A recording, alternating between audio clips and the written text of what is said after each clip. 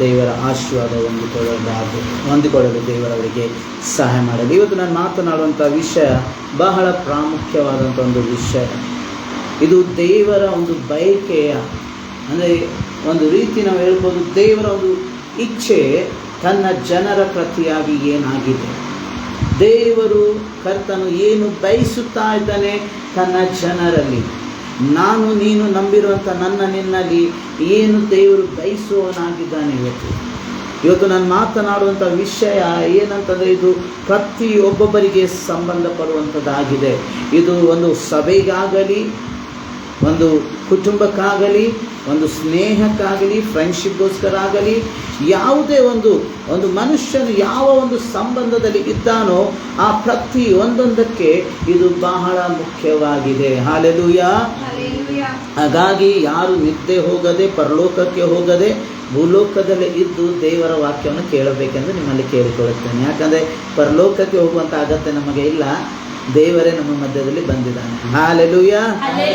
ನಂಬುತ್ತೇನೆ, ಯಾಕಂದರೆ ವಾಕ್ಯ ಆತನ ಹೆಸರಿನಲ್ಲಿ ಇರುವಾಗ ಆತನೇ ಅವರ ಮಧ್ಯದಲ್ಲಿ ಬರ್ತಾನೆ. ಆದರೆ ಅನೇಕರು ಏನು ಮಾಡ್ತಾರೆ, ಪರಲೋಕಕ್ಕೆ ಹೋಗ್ತಾರೆ ದೇವರನ್ನು ಭೇಟಿ ಆಗಲಿಕ್ಕೆ, ಅಲ್ಲಿ ಬರೀ ಸಿಂಹಾಸನ ಇರ್ತದೆ. ಆ ಬರೀ ಸಿಂಹಾಸನದಲ್ಲಿ ಯಾರು ಸಿಗಲ್ಲ, ಯಾಕಂದರೆ ದೇವರು ಇಲ್ಲಿದ್ದಾನಲ್ಲ. ಅದಕ್ಕೆ ಹೇಳ್ತಾರೆ, ಎಚ್ಚರವಾಗಿರಿ. ಹಾಲೆಲೂಯಾ.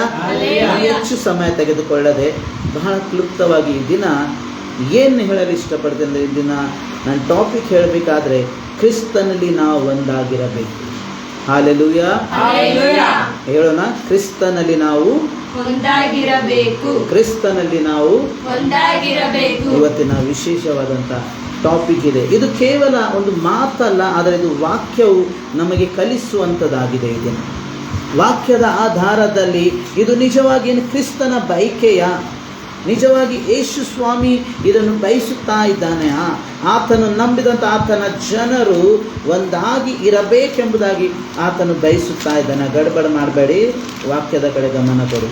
ಬಹಳ ಮುಖ್ಯವಾದಂಥ ಸಂಗತಿ ಈ ದಿನ ನಿಮ್ಮ ಮಧ್ಯದಲ್ಲಿ ದೇವರು ತಂದಿರುವಾಗ ಅದನ್ನು ಏನಂದರೆ ಗ್ರಹಿಸಿಕೊಳ್ಳಿರಿ. ಅವಾಗೇ ಆಶೀರ್ವಾದ ನಮ್ಮ ಜೀವಿತದಲ್ಲಿ ಇರುವಂಥದ್ದಾಗಿರುತ್ತೆ. ಯಾಕಂದರೆ ಇವತ್ತು ಬಹಳ ಪ್ರಾಮುಖ್ಯವಾಗಿ ಈ ವಿಷಯ ನಾನು ಹೇಳುತ್ತಿರುವಾಗ, ಯಾಕಂದರೆ ಇವತ್ತು ಒಂದಾಗುವುದಂದರೆ ಬಹಳ ಕಷ್ಟಕರವಾಗಿಬಿಟ್ಟಿದೆ. ಇವತ್ತು ಒಂದಾಗಿ ಇರಬೇಕಂದ್ರೆ ಬಹಳ ದೊಡ್ಡ ಸಮಸ್ಯೆ ಆಗಿದೆ, ಬಹಳ ಅಡಚಣೆಗಳಿದ್ದಾವೆ. ನೋಡಿ, ಇವತ್ತು ದೊಡ್ಡ ದೊಡ್ಡ ಸಭೆಗಳಾಗಲಿ, ಕುಟುಂಬಗಳಾಗಲಿ ಏನಾಗ್ತಾ ಇಲ್ಲ ಅಂತಂದರೆ, ಇವತ್ತು ಹೊಂದಾಣಿಕೆಯಿಂದ ಇರೋಕ್ಕೆ, ಒಂದು ಐಕ್ಯತೆಯಿಂದ ಇರೋಕ್ಕೆ ಆಗುತ್ತಾ ಇಲ್ಲ.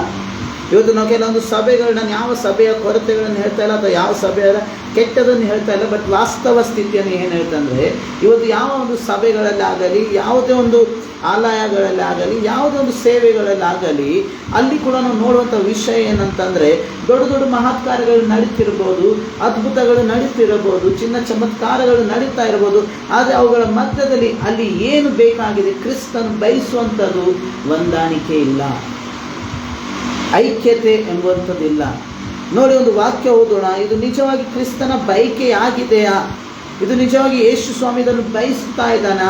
ನಾವು ವಾಕ್ಯದ ಆಧಾರದಲ್ಲಿ, ಯಾಕಂದರೆ ನಾವು ಏನು ಮಾತನಾಡುತ್ತೇನೆ ಅದು ವಾಕ್ಯದಿಂದ ನಾನು ಹೊರಗಡೆ ಮಾತಾಡಲು ಹೋಗಲ್ಲ. ವಾಕ್ಯವು ಏನಿದೆ ಅದನ್ನೇ ನನ್ನ ಮಧ್ಯದಲ್ಲಿ ಇಡಲು ಇಷ್ಟಪಡ್ತೇನೆ. ನಾವು ಯೋಹಾನ ಬರೆದ ಸುವಾರ್ತೆ 17ನೇ ಅಧ್ಯಾಯ 11ನೇ ವಚನವನ್ನು ನಾವು ಓದೋಣ. ಯಾರಾದರೂ ಗಟ್ಟಿಯಾಗಿ. ಇನ್ನು ನಾನು ಲೋಕದಲ್ಲಿ ಇರುವುದಿಲ್ಲ, ಇವರು ಲೋಕದಲ್ಲಿ ಇರುತ್ತಾರೆ. ನಾನು ನಿನ್ನ ಬಳಿಗೆ ಬರುತ್ತೇನೆ. ಪವಿತ್ರನಾದ ತಂದೆಯೇ, ನಾವು ಒಂದಾಗಿರುವ ಹಾಗೆ ಇವರು ಒಂದಾಗಿರಬೇಕೆಂದು ನೀನು ನನಗೆ ಕೊಟ್ಟ ನಿನ್ನ ಹೆಸರಿನಲ್ಲಿ ಇವರನ್ನು ಕಾಯಬೇಕು. ಹಲ್ಲೆಲೂಯಾ. ಬಹಳ ಸ್ಪಷ್ಟವಾಗಿ ಯಾರು ಹೇಳ್ತಾ ಇದ್ದಾರೆ ಈ ಮಾತನ್ನು? ಯಾರು ಒಂದಾಗಿರುವ ಹಾಗೆ, ನಾವು ಒಂದಾಗಿರುವಾಗ ಯಾರು ಒಂದಾಗಿರಬೇಕಂತ? ಹಲೋ, ಏನನ್ನು ಓದಿದ್ದೇವೆ ನಾವಿಲ್ಲಿ? ನಾವು ಒಂದಾಗಿರುವ ಪ್ರಕಾರ, ಅಂದರೆ ಯಾರು ಕ್ರಿಸ್ತನು ಮತ್ತು ತಂದೆಯು ಏನಾಗಿದ್ದಾರೆ, ಒಂದಾಗಿದ್ದಾರೆ, ಅವರ ಹಾಗೆ ನಾವು ನೀವು ಕೂಡ ಆತನ ಶಿಷ್ಯರು.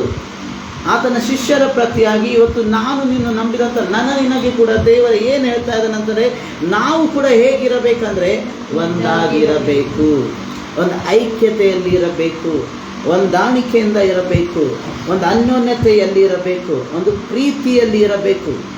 ಯಾಕೆಂದರೆ ಇದು ಮನುಷ್ಯನು ಬಯಸುವಂಥದ್ದಲ್ಲ. ಮನುಷ್ಯನು ಯಾವಾಗಲೂ ಒಂದಿರಲಿಕ್ಕಿನ ಅವನೊಂದು ಸ್ವಾರ್ಥ ಇದ್ದರೆ, ಅವನಿಗೆ ಏನಾದರೂ ಅವನಿಂದ ಅಪೇಕ್ಷೆ ಇದ್ದರೆ ಅವನ ಜೊತೆಯಲ್ಲಿ ಇರಲು ಇಷ್ಟಪಡ್ತಾನೆ ಹೊರತು ಅವನು ಒಂದು ನಿಜವಾದ ಒಂದು ಮನಸ್ಸಿನಿಂದ ಒಂದಾಗಿರಲು ಇಷ್ಟಪಡುವುದಿಲ್ಲ. ಅನೇಕ ವೇಳೆಯಲ್ಲಿ ಒಂದು ಸ್ವಾರ್ಥ ಅವನನ್ನು ಅವನ ಜೊತೆಯಲ್ಲಿ ಇಟ್ಟಿರ್ತದೆ. ಅನೇಕ ವೇಳೆಯಲ್ಲಿ ಅವನು ಏನೊಂದು ಇಚ್ಛೆ ಅವನ ಜೊತೆಯಲ್ಲಿ ಇಟ್ಟಿರ್ತದೆ. ಇಲ್ಲದಿದ್ದರೆ ಅವನಿಂದ ಏನು ಉಪಯೋಗವಿಲ್ಲದ್ರೆ ಅವನನ್ನು ಏನು ಮಾಡುವಂತನಾಗಿದ್ದಾನೆ, ದೂರ ಮಾಡುವಾತನಾಗಿದ್ದಾನೆ. ಅದಕ್ಕಾಗಿ ಈ ವಾಕ್ಯ ಬಹಳ ಸ್ಪಷ್ಟವಾಗಿರ್ತದೆ. ತಂದೆ ಹೇಗೆ ನಾವು ಒಂದಾಗಿದ್ದೇವೆ ಹಾಗೆ ಇವರು ಕೂಡ ಒಂದಾಗಿರಬೇಕು. ಇದು ದೇವರ ಬಯಕೆಯಾಗಿದೆ, ಕರ್ತನ ಇದು ಬಯಕೆಯಾಗಿದೆ. ಕ್ರಿಸ್ತನಲ್ಲಿ ನಾವು ಹೇಗೆ ಇರಬೇಕಂದ್ರೆ ನಾವು ಒಂದಾಗಿರಬೇಕು. ಅದೇ ನಾವು ಯೋಹಾನ ಬರೆದ ಸುವಾರ್ತೆ 17ನೇ ಅಧ್ಯಾಯದಲ್ಲಿ 21 ಮತ್ತು 22ನೇ ವಚನದಲ್ಲಿ ನಾವು ಓದೋಣ. ನೀನು ನನ್ನನ್ನು ಕಳಿಸಿಕೊಟ್ಟಿದ್ದಿ ಎಂದು ಲೋಕವು ನಂಬುವುದಕ್ಕಾಗಿ ಅವರೆಲ್ಲರೂ ಒಂದಾಗಿರಬೇಕು ಅಂತ. ನೋಡಿ, ಲೋಕವು ನಂಬುವುದಕ್ಕಾಗಿ ಅವರೆಲ್ಲರೂ ಅಂದ್ರೆ ನಾವೆಲ್ಲರೂ ಹೆಂಗಾಗಿರಬೇಕಂತ ಒಂದಾಗಿರಬೇಕು. ಆದರೆ ಇವತ್ತು ಸಮಸ್ಯೆ ಏನಿದೆ, ನಾವು ಒಂದಾಗಿಲ್ಲ, ನಾವು ಐಕ್ಯತೆಯಲ್ಲಿಲ್ಲ. ಕ್ರಿಸ್ತನು ಹೇಳ್ತಾದಲ್ಲಿ ನೀನು ನನಗೆ ಕಳಿಸಿಕೊಟ್ಟಿದ್ದೆಂಬುದಾಗಿ ಲೋಕ ತಿಳಿಯಬೇಕಾದ್ರೆ ಅದು ಹೇಗೆ ತಿಳಿಯುತ್ತದೆ? ನಮ್ಮಲ್ಲಿ ಹೊಂದಾಣಿಕೆ ಇರಬೇಕು, ನಮ್ಮಲ್ಲಿ ಒಂದು ಯೂನಿಟಿ ಇರಬೇಕು, ನಮ್ಮಲ್ಲಿ ಒಂದು ಐಕ್ಯತೆ ಇರಬೇಕು. ಆದರೆ ಇವತ್ತು ಸಮಸ್ಯೆ ಏನಾಗಿದೆ, ಸಭೆಯಲ್ಲಿ ಆ ಐಕ್ಯತೆ ಕಾಣುತ್ತಾ ಇಲ್ಲ, ಸಭೆಯಲ್ಲಿ ಆ ಹೊಂದಾಣಿಕೆ ಇಲ್ಲ. ಇನ್ನು ನಾವು ಓದೋಣ ನೋಡಿ, ಇನ್ನು ಯಾವ ರೀತಿ ಇನ್ನೂ ಚೆನ್ನಾಗಿ ಹೇಳ್ತದೆ ಇಲ್ಲಿ. ನೀನು ನನ್ನಲ್ಲಿಯೂ ನಾನು ನಿನ್ನಲ್ಲಿಯೂ ಇರುವ ಪ್ರಕಾರ ಅವರು ನಮ್ಮಲ್ಲಿ ಇರಬೇಕೆಂತಲೂ ಕೇಳಿಕೊಳ್ಳುತ್ತೇನೆ. ನೋಡಿ, ನೀನು ನನ್ನಲ್ಲಿಯೂ ನಾನು ನಿನ್ನಲ್ಲಿ ಇರುವ ಪ್ರಕಾರ ಅವರು ನಮ್ಮಲ್ಲಿ, ಅಂದರೆ ನಾವು ಎಲ್ಲರೂ ಸೇರಿ ಯಾರಲ್ಲಿರಬೇಕು? ಮೊದಲನೇದಾಗಿ ನಾವು ಒಂದಾಗಿರಬೇಕು, ಒಬ್ಬರಲ್ಲಿ ಒಬ್ಬರು ನಾವು ಒಂದಾಗಿರಬೇಕು. ನಾವು ಒಂದಾಗಿದ್ದು ನಾವು ಕರ್ತನಲ್ಲಿ ಇರುವಂತವರಾಗಿರಬೇಕು. ನಾವು ಒಂದಾಗಿರುವ ಪ್ರಕಾರ ಅವರು ಒಂದಾಗಿರಬೇಕೆಂದು ನೀನು ನನಗೆ ಕೊಟ್ಟಿರುವ ಮಹಿಮೆಯನ್ನು ನಾನು ಅವರಿಗೆ ಕೊಟ್ಟಿದ್ದೇನೆ.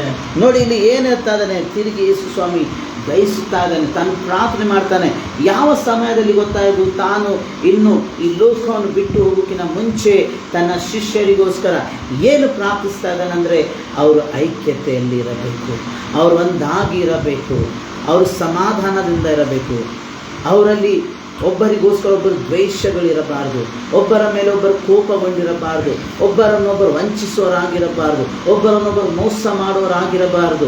ಆದರೆ ಯಾವ ರೀತಿ ತಂದೆಯೇ ನಾನು ನೀನು ಒಂದಾಗಿದ್ದೇವೆ, ಯಾವ ನಾನು ನೀವು ಒಬ್ಬರಲ್ಲಿ ಒಬ್ಬರು ನೆಲೆಗೊಂಡಿದ್ದೆವು, ನಾವು ಹೇಗೆ ಒಬ್ಬರನ್ನೊಬ್ಬರು ಪ್ರೀತಿಸಿದೆವು, ಹಾಗೆಯೇ ನೀನು ಕೊಟ್ಟಂಥ ಈ ಜನರು ಕೂಡ, ನೀನು ಕೊಟ್ಟಂಥ ಈ ಮಕ್ಕಳು ಕೂಡ ಹೇಗಿರಬೇಕಂದರೆ ಒಂದಾಗಿರಬೇಕು.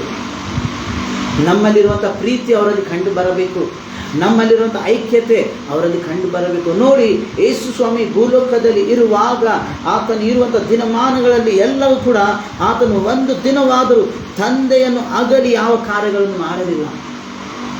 ನಾವು ಎಲ್ಲಿ ನೋಡಿದ್ರು ಆತನು ತಂದೆಯನ್ನು ದೃಷ್ಟಿಸುವನಾಗಿದ್ದನು. ಯೇಸು ಸ್ವಾಮಿ ಹೇಳ್ತಾನೆ, ನಾನು ನನ್ನಷ್ಟಕ್ಕೆ ನಾನು ಏನು ಮಾಡುವುದಿಲ್ಲ, ತಂದೆಯು ನನಗೆ ತೋರಿದನ್ನು ನಾನು ಮಾಡ್ತೇನೆ. ಅಂದರೆ ತಂದೆಯಲ್ಲಿ ಮತ್ತು ಮಗನಲ್ಲಿ ಎಂಥ ಒಂದು ಅದ್ಭುತ ಐಕ್ಯತೆ, ಎಂಥ ಅದ್ಭುತ ಹೊಂದಾಣಿಕೆ, ಒಂದೊಂದು ಮಾತಿಗೆ ವಿದ್ಯತ್ವ, ಒಂದೊಂದು ಮಾತಿನಲ್ಲಿ ಎಚ್ಚರಿಕೆ, ಒಂದೊಂದು ಮಾತಿನಲ್ಲಿ ಅವರು ಎಷ್ಟು ಪ್ರೀತಿ ಎಂಬುದಾಗಿ ತೋರುತ್ತಾರೆ. ಆದರೆ ಇವತ್ತು ಅದೇ ಯೇಸು ಸ್ವಾಮಿಯನ್ನು ನಂಬಿದಂಥ ನಾವುಗಳು ಹೇಗೆ ಇದ್ದೇವೆ? ಅದೇ ಯೇಸು ಸ್ವಾಮಿಯನ್ನು ಅನುಸರಿಸುವಂಥ ನಾವುಗಳು ಹೇಗಿದ್ದೇವೆ? ನಾವು ಹೇಗೆ ನಮ್ಮ ಪ್ರೀತಿಯನ್ನು ಪ್ರಕಟಿಸುತ್ತಾ ಇದ್ದೇವೆ? ನಾವು ಹೇಗೆ ಹೊಂದಾಣಿಕೆಯಿಂದ ಇದ್ದೇವೆ? ಇವತ್ತು ಸಭೆಯಲ್ಲಿ ನೋಡಿದರೆ ವಿಶೇಷವಾಗಿ ಸೇವಕನಿಗೂ ಮತ್ತು ವಿಶ್ವಾಸಿಗಳಿಗೆ ಬಹಳ ದೊಡ್ಡ ತಾರತಮ್ಯ. ಸೇವಕನಿಗೂ ವಿಶ್ವಾಸಿಗಳ ಮಧ್ಯದಲ್ಲಿ ಏನಾಗ್ತಾ ಇಲ್ಲ? ಹೊಂದಾಣಿಕೆಗಳಿಲ್ಲ. ಸೇವಕರ ಮತ್ತು ವಿಶ್ವಾಸಿಗಳ ಮಧ್ಯದಲ್ಲೇ ಪಾರ್ಟಿಗಳಾಗಿಬಿಟ್ಟಿದ್ದಾವೆ. ಕೆಲವೊಬ್ಬರು ಸೇವಕನ ಪಕ್ಷದಲ್ಲಿ ಆಗಿ ನಿಂತಿರ್ತಾರೆ, ಕೆಲವೊಬ್ಬರು ಬೇರೆ ಪಾರ್ಟಿನಲ್ಲಿ ನಿಂತಿದ್ದಾರೆ. ಇಂಥ ಕಾರ್ಯಗಳು ಎಲ್ಲಿ ನಡ್ತಾ ಇದ್ದಾವೆ ಇವತ್ತು? ಸಭೆಯಲ್ಲಿ. ಯಾವ ಸಭೆಯಲ್ಲಿ? ಯಾವ ಕ್ರಿಸ್ತನ ಸಭೆಯಲ್ಲಿ. ಯಾವ ಕ್ರಿಸ್ತನು ಹೇಳ್ತಾ ಇದ್ದಾನೆ ನೀವು ಎಲ್ಲಿ ಒಂದಾಗಿರಬೇಕೆಂದು ಹೇಳ್ತಾ ಇದ್ದಾನೆ, ಅದೇ ಕ್ರಿಸ್ತನಲ್ಲಿ ಇವತ್ತು ನಾವು ಹೇಗೆ ಇದ್ದೇವೆ ಅಂದರೆ ಬೇರೆ ಬೇರೆ ಆಗಿದ್ದೇವೆ. ನಾನು ಒಂದು ಕಡೆ ಯೋಚನೆ ಮಾಡ್ತೇನೆ, ನಾನು ಒಂದು ವಿಧವಾಗಿ ಮಾಡ್ತೇನೆ, ನಾನು ಯಾಕೆ ಆತನದು ಕೇಳಬೇಕು, ಆತನಿಗೇನು ಜ್ಞಾನ ಇದೆಯಾ, ಆತನಿಗೇನು ಬುದ್ಧಿ ಇದೆಯಾ ಅನ್ನೋಂಥ ಮಾತುಗಳು ಇವತ್ತು ನನ್ನಲ್ಲಿ ಬರುವಂಥದ್ದಾಗಿದೆ. ಇದು ಏನು ನಿಜವಾಗಿ ಕ್ರಿಸ್ತನ ಐಕ್ಯತೆ ಇದು ಇದೆಯಾ? ಇದು ನಿಜವಾಗಿ ಕ್ರಿಸ್ತನಲ್ಲಿ ಒಂದಾಗಿರುವುದನ್ನು ಸೂಚಿಸ್ತಾ ಇದೆಯಾ? ಇವತ್ತು ಬಹಳ ಮುಖ್ಯವಾಗಿ ಸಭೆಯಲ್ಲಿ ಈ ಕಾರ್ಯಗಳು ಕಳೆದು ಹೋಗಿದ್ದಾವೆ.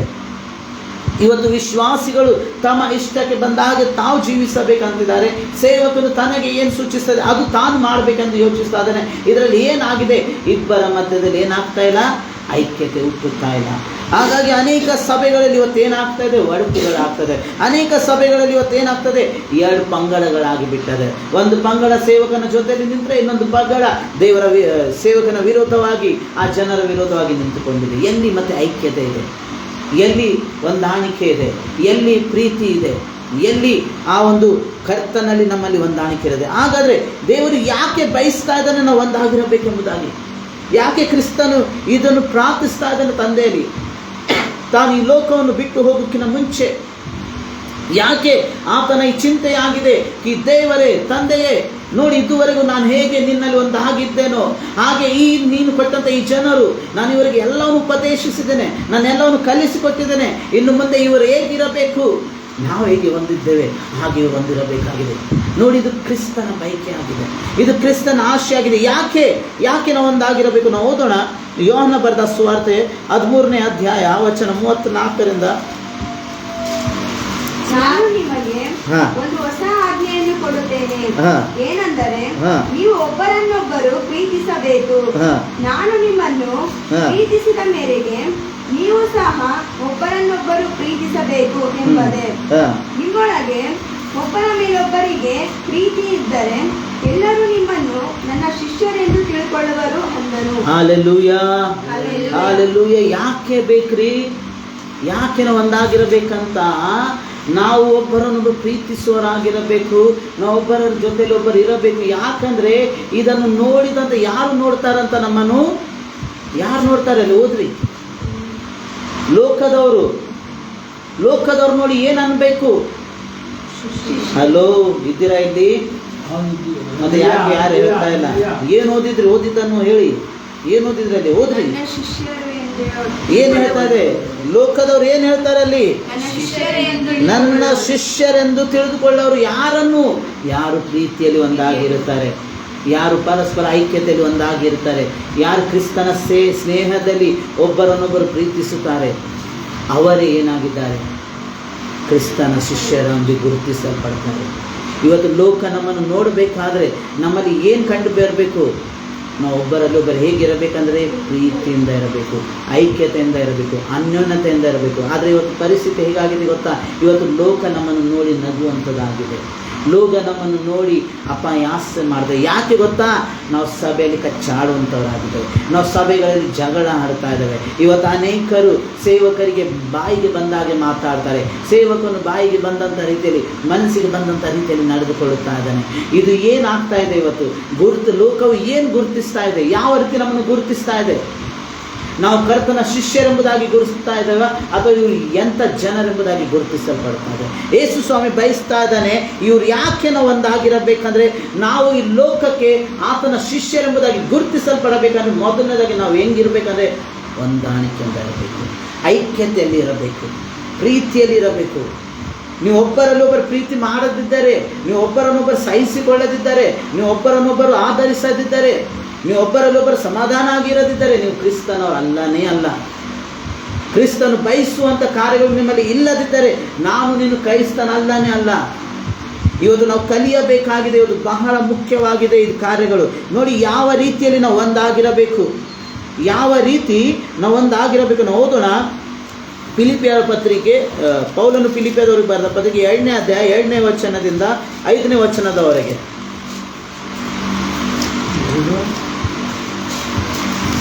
2ನೇ ಅಧ್ಯಾಯ. ಐಕ್ಯಮತ್ಯವುಳ್ಳವರಾಗಿದ್ದು ನನ್ನ ಸಂತೋಷವನ್ನು ಪರಿಪೂರ್ಣ ಮಾಡಿರಿ. ನೋಡಿ, ಐಕ್ಯ ಮತ್ತವುಳ್ಳವರಾಗಿ ಅಂದರೆ ಹೇಗೆ ಸಂತೋಷ ಪರಿಪೂರ್ಣ ಮಾಡಬೇಕು? ಒಂದಾಗಿದ್ದು ನಾವು ಕರ್ತನಲ್ಲಿ ಸಂತೋಷ ಪರಿಪೂರ್ಣ ಮಾಡಬೇಕು. ನಿಮ್ಮೆಲ್ಲರಲ್ಲಿ ಒಂದೇ ಪ್ರೀತಿ ಇರಲಿ. ಹಲ್ಲೆಲೂಯಾ. ಹೇಗಿರಬೇಕು? ಒಂದೇ ಪ್ರೀತಿ. ಇವತ್ತು ಇದೆಯಾ ಒಂದು ಪ್ರೀತಿ? ಅಥವಾ ಇವತ್ತು ನನ್ನ ಪ್ರೀತಿ ಸ್ವಾರ್ಥವಾಗಿದೆಯಾ? ನನ್ನ ಪ್ರೀತಿ ತೋರಿಸುವ ಪ್ರೀತಿಯಾಗಿದೆ? ಹೆಂಗಿದೆ ನನ್ನ ಪ್ರೀತಿ? ಇವತ್ತು ನಾನು ನಿಜವಾಗಿ ಒಂದು ಕ್ರೈಸ್ತನಾಗಿ ನನ್ನ ಸಹೋದರನನ್ನು, ನನ್ನ ಸಹೋದರಿಯನ್ನು ನಿಜವಾದ ರೀತಿಯಲ್ಲಿ ಪ್ರೀತಿಸ್ತಾ ಇದ್ದಾನ? ಕ್ರಿಸ್ತನಲ್ಲಿರುವಂಥ ಪ್ರೀತಿ ನನ್ನಲ್ಲಿ ಇದೆಯಾ? ಯಾವುದಿದೆ ನನ್ನಲ್ಲಿ? ಅನ್ಯೋನ್ಯ ಭಾವವುಳ್ಳವರು ಒಂದೇ ಗುರಿ ಒಂದೇ ಗುರಿ ಇಟ್ಟುಕೊಂಡವರು ಆಗಿರಿರಿ. ಹೇಗಿರ್ಬೇಕಂತ ಅನ್ಯೋನ್ಯ ಉಳ್ಳವರು, ಒಬ್ಬರಿಗೆ ಒಬ್ಬರು ಸಮವಾಗಿರಬೇಕು, ಒಂದು ಐಕ್ಯತೆ ಇರಬೇಕು, ಅನ್ಯೋನ್ಯತೆ ಇರಬೇಕು, ಮತ್ತೆ ಒಂದೇ ಗುರಿ ಇರಬೇಕು. ಯಾಕಂದರೆ ಇವತ್ತು ಸಭೆ ಅನ್ನೋ ನಂತರ ನಮ್ಮ ಎಲ್ಲರ ಗುರಿ ಏನಾಗಿರಬೇಕು ಗೊತ್ತಾ? ನಾನು ಬೆಳಿ ನೀನು ಬೆಳೆಯುವುದಲ್ಲ, ನಾವೆಲ್ಲರೂ ಸೇರಿ ದೇವರ ರಾಜ್ಯವನ್ನು ಬೆಳೆಸೋರಾಗಿರಬೇಕು. ಇಲ್ಲಿ ಸೇವಕನ ಮುಖ್ಯನಲ್ಲ, ವಿಶ್ವಾಸಿಗಳು ಕಡಿಮೆ ಅಲ್ಲ, ಪ್ರತಿಯೊಬ್ಬರು ದೇವರ ಜನರಾಗಿದ್ದೇವೆ, ಪ್ರತಿಯೊಬ್ಬರು ದೇವರಿಂದ ಕರೆಯಲ್ಪಟ್ಟಂಥವರಾಗಿದ್ದೇವೆ. ಆದರೆ ಇವತ್ತು ನಮ್ಮಗಳಲ್ಲಿ ಏನು ಭೇದ ಇದೆ? ಒಬ್ಬ ಸೇವಕನಂದರೆ ಆತನೇ ಬೇರೆ ಅಂದ್ಕೊಂಡು ಬಿಡ್ತಾರೆ, ವಿಶ್ವಾಸಿ ಅಂದ್ರೆ ಬೇರೆ ಅಂದ್ಕೊಂಡು ಬಿಡ್ತಾರೆ. ಅಲ್ಲ, ನಾವೆಲ್ಲರೂ ಕ್ರಿಸ್ತನಲ್ಲಿ ಅನ್ಯೋನ್ಯತೆ ಉಳ್ಳವರಾಗಿರಬೇಕು. ನಮ್ಮ ಗುರಿ ಒಂದಾಗಿರಬೇಕು. ನಾವು ಸಭೆಯನ್ನು ಹೇಗೆ ಬೆಳೆಸಬೇಕೆಂಬಂಥ ನಮ್ಮ ಉದ್ದೇಶ ಇರಬೇಕು. ನಾವು ಸಭೆಯನ್ನು ಹೇಗೆ ಕಟ್ಟಬೇಕೆಂಬಂಥ ಉದ್ದೇಶ ಇರಬೇಕು. ನಾವು ಹೇಗೆ ಸೇವೆಗಳನ್ನು ಮಾಡಬೇಕೆಂಬುದಂಥ ನಮ್ಮ ಉದ್ದೇಶ ಇರಬೇಕು. ಈಗಿಲ್ಲ, ಕೆಲವೊಮ್ಮೆ ಪಾಸ್ಟರ್ ಪ್ರಯಾಸ ಪಡ್ತಾ ಇದ್ದಾರೆ, ಆದರೆ ಜನರು ಏನು ಮಾಡ್ತಾ ಇಲ್ಲ, ಸ್ಪಂದನೆ ಮಾಡ್ತಾ ಇಲ್ಲ. ಕೆಲವೊಮ್ಮೆ ಸೇವಕರು ಪದೇ ಪದೇ ಬೆನ್ನತ್ತುತ್ತಾ ಇರ್ತಾನೆ, ಸಭೆಗೆ ಬರ್ರಿ, ಪ್ರಾರ್ಥನೆ ಮಾಡಿ, ಸಭೆ ಚಟುವಟಿಕೆಗಳಿಗೆ ಬರ್ರಿ. ಆದರೆ ವಿಶ್ವಾಸಿಗಳು ಅನೇಕ ವೇಳೆಯಲ್ಲಿ ಏನು ಮಾಡ್ತಾರೆ? ಮಾತು ಕೇಳಲ್ಲ, ತಮಗೆ ಮನಸ್ಸಿಗೆ ಬಂದಂಥ ರೀತಿಯಲ್ಲಿ ನಡೆದುಕೊಳ್ಳುತ್ತಾರೆ, ತಮಗೆ ಇಷ್ಟ ಬಂದಂಥ ರೀತಿಯಲ್ಲಿ. ಮನಸ್ಸಿಗೆ ಬಂದರೆ ಬರ್ತೀವಿ, ಇಲ್ಲದ್ರೆ ಇಲ್ಲ. ಸೇವಕ ಹೆಚ್ಚಾಗಿ ಬೆನ್ನತ್ತಿದ್ರೆ ಸೇವಕನ ವಿರೋಧವಾಗಿ ಕೂಡ ಮಾತಾಡುವಂಥವರಾಗಿರ್ತಾರೆ. ಆದರೆ ಇಲ್ಲಿ ವಾಕ್ಯ ಏನು ಕೇಳಿಸ್ತಾ ಇದೆ? ಅನ್ಯೋನ್ಯತೆ. ಒಂದು ಗುರಿ ಇಟ್ಕೊಂಡು ಬೆಳೆಯಬೇಕು, ಆವಾಗಲೇ ಸಭೆ ಬೆಳೆಯಲು ಸಾಧ್ಯ, ಆವಾಗ ಕರ್ತನ ರಾಜ್ಯ ಬೆಳೆಯಲು ಸಾಧ್ಯ. ಇವತ್ತು ಯಾಕೆ ಸಭೆಗಳು ಬೆಳೀತಾ ಇಲ್ಲ? ಯಾಕೆ ಸಭೆಗಳು ನಿಂತಂಗೆ ನಿಂತು ಬಿಟ್ಟಿದ್ದಾವೆ? ಯಾಕಂದರೆ ಇವತ್ತು ಸಭೆಗಳಲ್ಲಿ ಏನಿಲ್ಲ, ಐಕ್ಯತೆ ಇಲ್ಲ, ಒಂದು ಗುರಿ ಇಲ್ಲ ಸಭೆಗೆ. ಹಾಗಾಗಿ ಏನಾಗ್ತಾ ಇಲ್ಲ, ಬೆಳೀತಾ ಇಲ್ಲ. ಮುಂದೆ ನೋಡೋಣ. ಪಕ್ಷಪಾತದಿಂದಾಗಲಿ ಒಣ ಹೆಮ್ಮೆಯಿಂದಾಗಲಿ ಯಾವುದನ್ನು ಮಾಡಬೇಡಿ. ಪಕ್ಷಪಾತ ಮಾಡಬೇಡಿ. ಒಣ ಹೆಮ್ಮೆ ಅಂತಂದ್ರೆ ಸುಮ್ಮನೆ ಮೇಲಿಂದ ತೋರಿಸಿಕೆ, ಇಲ್ಲಪ್ಪ ನೀ ಚೆನ್ನಾಗಿದ್ದಿ, ಓ ಒಳ್ಳೆಯದಿ, ಅದಿದ್ದಂತ ಕೇವಲ ಏನು ಮೇಲಿಂದ ಅಷ್ಟೇ. ಆದರೆ ಮನಸ್ಸಿನಲ್ಲಿ ಏನಿದೆ? ಕೋಪ ಇದೆ, ಮನಸ್ಸಿನಲ್ಲಿ ಕಪಟ ಇದೆ, ಮನಸ್ಸಿನಲ್ಲಿ ದ್ವೇಷ ಇದೆ. ಆದರೆ ಏನು ಮಾಡೋ, ಮುಂದೆ ಬಂದನಲ್ಲ, ಚರ್ಚಲ್ಲಿ ಪಾಸ್ಟರ್ ಹೇಳ್ತಾರೆ ಮಾತಾಡಬೇಕು ಹಂಗಿಲ್ಲ ಅಂದರೆ ಅದಕ್ಕೆ ಏನು ಮಾಡ್ತಾರೆ, ಕೆಲವೊಬ್ರು ಸುಮ್ಮನೆ ಮಾತಾಡ್ತಾರೆ, ಸುಮ್ಮನೆ. ಯಾಕಂದರೆ ಪಾಸ್ಟರ್ ನೋಡ್ತಾರಲ್ಲ. ಆದರೆ ಪಾಸ್ಟರ್ ನಿಮ್ಮ ಮುಖ ನೋಡ್ತಿರ್ಬೋದು, ಪಾಸ್ಟರ್ ನೀವು ನಗು ಮಾತಾಡುವಂಥ ನೋಡ್ತಿರ್ಬೋದು. ಆದರೆ ನಿಮ್ಮ ಮನಸ್ಸಿನಲ್ಲಿ ಏನಿದೆ ಅದು ಯಾರು ನೋಡ್ತಾ ಇದ್ದಾರೆ? ದೇವರು ನೋಡ್ತಾ ಇದ್ದಾನೆ. ದೇವರಿಗೆ ಎಲ್ಲ ಗೊತ್ತಿದೆ. ಯಾರನ್ನು ಮೋಸ ಮಾಡ್ತಾ ಇದೀಯ? ಇಲ್ಲಿ ಏನು ಹೇಳ್ತದೆ? ಒಣ ಎಂಬೆಯಿಂದಾಗಲಿ ಮತ್ತೆ ಪಕ್ಷಪಾತ ಮಾಡಬೇಡಿ. ಪ್ರತಿಯೊಬ್ಬನು ದೀನ ಭಾವದಿಂದ ಮತ್ತೊಬ್ಬರನ್ನು ತನಗಿಂತಲೂ ಶ್ರೇಷ್ಠರಿಂದ ಎಣಿಸಿರಿ. ಇವತ್ತು ಎಷ್ಟು ಜನ ಹೀಗೆ ಇದ್ದೀವ್ರಿ? ಎಷ್ಟು ಜನ ಹೀಗೆ ಮಾಡ್ತೀವ? ತನಗಿಂತ ಶ್ರೇಷ್ಠ ಅಂದ್ರೆ ಯಾರಿಗಾದ್ರೂ ಹೇಳಕ್ಕೆ ಇಷ್ಟಪಡ್ರೆ, ನಾನೇ ಬೆಸ್ಟ್ ಇದ್ದೀನಿ, ನೀನೇನಿದ್ದೀನಿ, ನಾನೇ ಚಲೋ ಇದ್ದೀನಿ, ನಾನೇ ಚೆನ್ನಾಗಿ ಆಡ್ತೀನಿ, ನಾನೇ ಚೆನ್ನಾಗಿ ಬಾರಿಸ್ತೀನಿ, ನನಗೆ ಎಲ್ಲ ಬರ್ತದೆ, ನಿನಗೇನು ಬರ್ತದೆ, ನೀನೇನಿದ್ದೀನಿ. ಪಾಪ ಯಾರೋ ಒಬ್ಬ ಅಮಾಯಕ ಬಂದೆಲ್ಲೋ ಮೂಲೆ ಕುಂತಿದ್ರೆ ಅವನ ಬಗ್ಗೆ ಯಾರು ಕೇರ್ ಮಾಡಲ್ಲ. ಅವ ಯಾವಾಗ ಬರ್ತಾನೆ ಅವಾಗ ಹೋಗ್ಕೊಂಡು ಬರ್ತೀನಿ. ಕೆಲವೊಮ್ಮೆ ಸೇವಕರು ಕೂಡ ಅಂಥವ್ರು ಲಕ್ಷ್ಯ ಕೊಡಲ್ಲ. ಯಾಕಂದರೆ ನಮ್ಮ ಲಕ್ಷ್ಯ ಅಂಥವ್ರ ಮೇಲೆ ಇರ್ತಾರೆ, ಒಳ್ಳೆ ಬಟ್ಟೆ ಹಾಕೊಂಡವ್ರ ಮೇಲೆ, ಒಳ್ಳೆ ಟ್ಯಾಲೆಂಟ್ ಇದ್ದವ್ರ ಮೇಲೆ, ಒಳ್ಳೆ ಇದ್ದವ್ರ ಮೇಲೆ, ದುಡ್ಡಿದ್ದವ್ರ ಮೇಲೆ, ಅಂಥವ್ರ ಕಡೆ ನಮ್ಮ ಲಕ್ಷ್ಯ ಇರುವಂಥದ್ದಾಗಿದೆ. ಅದರಲ್ಲಿ ಏನು ಹೇಳ್ತದೆ ಈ ವಾಕ್ಯ? ಏನು ಹೇಳ್ತದೆ? ದೀನ ಮನಸ್ಸುಗಳಾಗಿ ಪರಸ್ಪರನ ಪ್ರೀತಿ, ಒಬ್ಬರಕ್ಕಿಂತ ಒಬ್ಬರು ಒಳ್ಳೆಯೊಬ್ಬರೆಂಬುದಾಗಿ ಆಲೋಚನೆ ಮಾಡಿ. ಇದು ದೇವರು ಬಯಸ್ತಾ ಇದ್ದಾನೆ. ಈ ರೀತಿಯಲ್ಲಿ ನಾವು ಒಂದಾಗಿರಬೇಕು, ಈ ರೀತಿಯಲ್ಲಿ ನಮ್ಮಲ್ಲಿ ಐಕ್ಯತೆ ಇರಬೇಕು. ನಿಮ್ಮಲ್ಲಿ ಪ್ರತಿಯೊಬ್ಬನು ಸ್ವಹಿತವನ್ನು ಮಾತ್ರ ನೋಡದೆ ಪರಹಿತವನ್ನು ಸಹ ನೋಡಲಿ. ಕ್ರಿಸ್ತ ಯೇಸುವಿನಲ್ಲಿದ್ದಂತ ನಿಮ್ಮಲ್ಲಿಯೂ ಇರಲಿ. Hallelujah, hallelujah. ಸ್ವಹಿತಕ್ಕಾಗಿಲ್ಲ ರೀ, ಒಬ್ಬರಿಗೋಸ್ಕರ ಒಬ್ಬರು ಯೋಚನೆ ಮಾಡಬೇಕು. ಸಭೆಯಲ್ಲಿ ಬರುವಂಥ ಒಬ್ಬೊಬ್ಬ ವಿಶ್ವಾಸಿ ಬಗ್ಗೆ, ಸಭೆಯಲ್ಲಿರುವಂಥ ಸೇವಕನ ಬಗ್ಗೆ ನಮ್ಮ ಕರ್ತವ್ಯ ಆಗಿದೆ. ನಾವು ಒಬ್ಬರ ಬಗ್ಗೆ ಒಬ್ಬರು ಯೋಚನೆ ಮಾಡಿ. ಬರ್ತಾ ಇಲ್ಲ ಅಂತಂದ್ರೆ ಅವ್ರನ್ನ ಬಿಟ್ಟು ಬಿಡೋದಲ್ಲ, ಪ್ರಯತ್ನ ಮಾಡ್ತಾ ಇರಬೇಕು. ಒಂದಿನ ಅವ್ರು ಬಂದೇ ಬರ್ತಾರೆ. ಓಕೆ, ನಮ್ಮ ಮಧ್ಯದಲ್ಲಿ ಒಂದು ಉದಾಹರಣೆ ಇದೆ ಅಲ್ಲ, ಅನೇಕ ಜನ ಪ್ರಯಾಸ ಪಟ್ಟಿದ್ದಾರೆ. ದೇವರಿಗೆ ಸ್ತೋತ್ರ, ಇವತ್ತು ಅವ್ರು ನಮ್ಮ ಮಧ್ಯದಲ್ಲಿದ್ದಾರೆ. ನಮ್ಮ ಪ್ರಯಾಸವನ್ನು ನಾವು ಬಿಡ್ತಾ ಇರಬಾರ್ದು. ಯಾರು ಹೋಗ್ತಾ ಇದ್ದಾರೆ ಅಂದರೆ ಹೋಗ್ಲಿ ಬಿಡಪ್ಪ, ಅವ್ರು ಇಷ್ಟ, ಅವ್ರು ಬಂದರೆ ಬರಲಿ, ಬಿಟ್ಟೇ ಬಿಡ್ರಿ, ಅದಲ್ಲ. ಅದು ಕ್ರಿಸ್ತನ ಪ್ರೀತಿ ಅಲ್ಲ. ಕ್ರಿಸ್ತನ ಮನಸ್ಸೇನು?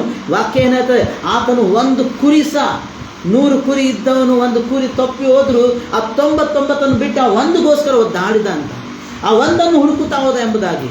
ಇವತ್ತು ಎಷ್ಟೋ ಜನ ಏನು ಮಾಡ್ತಾರೆ, ಹೋಗ್ಲಿ ಬಿಡಪ್ಪ, ಹೋದ್ರೆ ಬೇರೆ ಯಾವುದೋ ಚರ್ಚಿಗೆ ಹೋಗ್ತಾರ, ಬೇರೆ ಎಲ್ಲ ಹೋಗ್ತಾರಂತಂದು ಬಿಟ್ಟು ಬಿಡ್ತಾರೆ. ಆದರೆ ಹಾಗಲ್ಲ. ನಮ್ಮ ಕರ್ತವ್ಯ ಹೋಗಲಿ, ಯಾವುದೇ ಸಭೆಯಲ್ಲಿ ಹೋಗಲಿ, ಆದರೂ ಬಟ್ ಅವನ ಜೊತೆಲಿ ನಾವು ಪ್ರೀತಿಯಲ್ಲಿ ಇರ್ತೀವ. ನನ್ನ ಸಭೆ ಬಿಟ್ಟಾನ, ನನ್ನ ಸಭೆಗೆ ಬರ್ತಾಯಿಲ್ಲ ಅನ್ನೋ ತಕ್ಷಣ ಏನು ಮಾಡ್ತೇವೆ, ಸಭೆಯವ್ರನ್ನು ಕೂಡ ಅವ್ರ ಜೊತೆಲಿ ಮಾತಾಡೋಕ್ಕೆ ಕೊಡಲ್ಲ, ಅವ್ರ ಮನೆಗೂ ಹೋಗಬಾರ್ದು, ಏನಾದರೂ ಅವ್ರನ್ನ ನೋಡಬಾರ್ದು ಕೂಡ. ಇಂಥ ಒಂದು ಸನ್ನಿವೇಶ ನಾನು ಒಂದು ಕಡೆ ಕೇಳಿದೆ. ಒಂದು ಕಡೆ ನಾವು ಹೋಗಿದ್ದು, ಒಬ್ಬರು ತೀರ್ಕೊಂಡಿದ್ದರು. ಅವ್ರು ತೀರ್ಕೊಂಡಿದ್ದಾರೆ. ಅವರು ಆ ಸಭೆಯಲ್ಲಿ ಸುಮಾರು 20 ವರ್ಷ ಮೇಲೆ ಅವ್ರು ಸಭೆಯಲ್ಲಿ ಇದ್ದವ್ರಂತ. ಅವರು ವಿಶ್ವಾಸಿಗಳಾಗಿ 20 ವರ್ಷ ತನಕ ಸಭೆಯಲ್ಲಿ ಇದ್ದರು. ಅವರು ಆ ಸಭೆಯಲ್ಲಿ ಇದ್ದಾಗ್ಯೂ ಅವರು ಸತ್ತು ಹೋದ ನಂತರ, ಅಂದರೆ ಅವ್ರು ಸಾಯೋದ್ರ ಮುಂಚೆ ಅವ್ರು ಏನೋ ಆಗಿ ಸ್ವಲ್ಪ ದೂರ ಆಗಿಬಿಟ್ರು. 20 ವರ್ಷ ಇದ್ದು ಸ್ವಲ್ಪ ವರ್ಷ ಆಗ ದೂರ ಆದರು. ಆ ಒಂದು ಸಮಯದಲ್ಲಿ ಅವ್ರು ಸತ್ತಂತ ಸುದ್ದಿ ಕೇಳಿಸಿ ಅವ್ರು ಹಿರಿಯರು, ಪಾಪ ಅವ್ರು ಸತ್ತು ಹೋಗಿದ್ದವರು ಆ ಚರ್ಚಿನ ಪಾಸ್ಟರಲ್ಲಿ ಬರಲೇ ಇಲ್ಲ. ಯಾಕೆ? ನಮ್ಮ ಸಭೆ ಬಿಟ್ಟು ಹೋಗಿದ್ದಾರೆ ಎಂಬುದಾಗಿ, ನಮ್ಮ ಸಭೆಗೆ ಬರ್ತಾ ಇಲ್ಲ ಎಂಬುದಾಗಿ ನಂಗೆ ಭಾಳ ಆಶ್ಚರ್ಯ ಆದ. ಆ ಸಮಯದಲ್ಲಿ 20 ವರ್ಷ ಆ ಸಭೆಯಲ್ಲಿ ಇದ್ದು ಆ ಸಭೆಯಲ್ಲಿ ಅನೇಕ ಕಾರ್ಯಗಳನ್ನು ಮಾಡಿದ್ದಾರೆ ಎಂಬುದಾಗಿ ಕೇಳ್ಕೊಂಡೆ. ಆದರೆ ಏನೊಂದು ಸಮಸ್ಯೆ ಆಗಿ, ಏನೊಂದು ಪರಿಸ್ಥಿತಿಗೆ ಇದಾಗಿ ದೂರ ಆದರೆ ಅವರು ಸತ್ತ ಸಮಯದಲ್ಲಿ ಕೂಡ ಬರಲಿಲ್ಲ ಅಂತಂದರೆ ನನಗೆ ಭಾಳ ಆಶ್ಚರ್ಯ ಆಯಿತು. ಈ ರೀತಿಯಲ್ಲಿ ಕೂಡ ಸೇವಕರಿದ್ದಾರಾ? ಮತ್ತು ಆ ಕೆಲವೊಬ್ಬರಿಗೆ ಅಂದರೆ ಚರ್ಚ್ ಅವರಿಗೂ ಸಹ ಹೇಳಿದ್ದಾರೆ ಅಂತ ಹೋಗಬಾರದು ಎಂಬುದಾಗಿ ಈ ರೀತಿಯಲ್ಲಿ ರಿಸ್ಟ್ರಿಕ್ಷನ್ಸ್ ಹಾಕುವರು ಕೂಡ ಇದ್ದಾರೆ. ಇದು ಕ್ರಿಸ್ತನ ಪ್ರೀತಿಯ, ಇದು ಕ್ರಿಸ್ತನಲ್ಲಿ ಒಂದಾಗಿರುವಂಥದ್ದು ಸೂಚಿಸ್ತದೆ. ನಿಜವಾಗಿ ಇದು ಕ್ರಿಸ್ತನ ಗುಣನ, ಕ್ರಿಸ್ತನ ಏನು ಬಯಸ್ತಾ ಇದ್ದಾನೆ, ನಾವು ಹೇಗಿರಬೇಕು, ಒಂದಾಗಿರಬೇಕೆಂಬುದಾಗಿ ಯಾವ ರೀತಿ ಈ ವಾಕ್ಯ ನಮಗೆ ಹೇಳ್ತಾ ಇದೆ. ಒಬ್ಬರನ್ನೊಬ್ಬರು ಸಹಿಸಿಕೊಳ್ಳಬೇಕು, ಒಬ್ಬರಿಗಿಂತ ಒಬ್ಬರು ಶ್ರೇಷ್ಠನ ಅನಿಸಿಕೊಳ್ಬೇಕು, ದೀನ ಮನಸ್ಸಿನಿಂದ, ಯಾವ ಪಕ್ಷಪಾತವಿಲ್ಲದೆ, ಯಾವ ಭೇದ ಇಲ್ಲದೆ ನಾವು ಕ್ರಿಸ್ತನ ಮನಸ್ಸಿನ ಇದ್ದವರಾಗಿ ಒಂದಾಗಿರಬೇಕೆಂಬುದಾಗಿ ನೋಡಿ. ಅದೇ ರೀತಿ ನಾವು 1 ಪೇತ್ರ 3ನೇ ಅಧ್ಯಾಯ 8 ಮತ್ತು 9ನೇ ವಚನ ಓದೋಣ. ಕಡೆಗೆ ನೀವೆಲ್ಲರೂ ಏಕಮನಸ್ಸುಳ್ಳವರಾಗಿರಿ, ಪರರ ಸುಖ ದುಃಖಗಳಲ್ಲಿ ಸೇರುವವರಾಗಿರಿ. ಪರರ ದುಃಖ ಸುಖಗಳಲ್ಲಿ ಏನಂತದೆ ಇಲ್ಲಿ ವಾಕ್ಯ? ಸೇರುವವರಾಗಿರಿ. ನೋಡಿ, ಆತ ನಮ್ಮ ಸಭೆಯಿಂದ ಬಿಟ್ಟು ಹೋಗಿರಬಹುದು, ಆದರೆ ಕ್ರಿಸ್ತನಲ್ಲಿ ಇದ್ದಾನಲ್ಲ, ಅದು ಮುಖ್ಯ. ಕ್ರಿಸ್ತನನ್ನು ಬಿಟ್ಟು ಹೋಗಿಲ್ಲಲ್ಲ, ಅದನ್ನು ನಾವು ನೋಡಬೇಕು. ಆತನಲ್ಲಿ, ನಮ್ಮಲ್ಲಿ ಕ್ರಿಸ್ತನನ್ನು ನೋಡಬೇಕು. ಕ್ರಿಸ್ತನನ್ನು ಬಿಟ್ಟು ಹೋಗದವನು ನಮಗೆ ಸಹೋದರ ಸಹೋದರಿಯಾಗಿದ್ದಾರೆ. ಕ್ರಿಸ್ತನಲ್ಲಿರುವಂಥ ಪ್ರತಿಯೊಬ್ಬನು ನನಗೆ ಸಹೋದರ ಸಹೋದರಿಯಾಗಿದ್ದಾನೆ. ಇವತ್ತು ನಾನು ಆತನ ಬಲೆ ನಮ್ಮ ಸಭೆಗೆ ಬರ್ತಾ ಇಲ್ಲ ಅಂತ ನಾವು ಆತನ ದೂರ ಮಾಡುವುದಲ್ಲ. ನಮಗೆ ಗೊತ್ತಾಯ್ತಾ ಅವ್ರು ಕಷ್ಟದಲ್ಲಿದ್ದಾರೆ, ಅವ್ರ ಸಮಸ್ಯೆದಲ್ಲಿದ್ದಾರೆ ಅಂದರೆ ನಮ್ಮಿಂದ ಆದಷ್ಟು ನಾವು ಹೋಗಿ ಅಲ್ಲಿ ಅವರಿಗೆ ಸಹಾಯ ಮಾಡಬೇಕು, ಅವರಿಗೆ ನಾವು ಸಂತೈಸುವವರಾಗಿರಬೇಕು. ಇದು ಕ್ರಿಸ್ತನ ಪ್ರೀತಿ, ಇದು ಕ್ರಿಸ್ತನ ಕಾರ್ಯಗಳು, ಇದು ಕ್ರಿಸ್ತನಲ್ಲಿ ಒಂದಾಗಿರುವುದನ್ನು ಸೂಚಿಸ್ತದೆ. ಇಲ್ಲದ್ರೆ ಅವ್ರು ಬರಲ್ಲ, ನಾವ್ಯಾಕೆ ಅವ್ರ ಹತ್ರ ಹೋಗೋಣ, ನಾವ್ಯಾಕೆ ಅವ್ರ ಬಗ್ಗೆ ಚಿಂತೆ ಮಾಡೋಣ? ಅಲ್ಲ ರೀ, ಇದು ಅಲ್ಲನೇ ಅಲ್ಲ. ವಾಕ್ಯ ಅದನ್ನು ಹೇಳುವುದಿಲ್ಲ. ಇಲ್ಲಿ ಬಹಳ ಸ್ಪಷ್ಟವಾಗಿರ್ತದೆ, ಒಬ್ಬರ ಸುಖ ದುಃಖಗಳಲ್ಲಿ ಏನಾಗಬೇಕು? ಸೇರುವವರಾಗಿರಬೇಕು.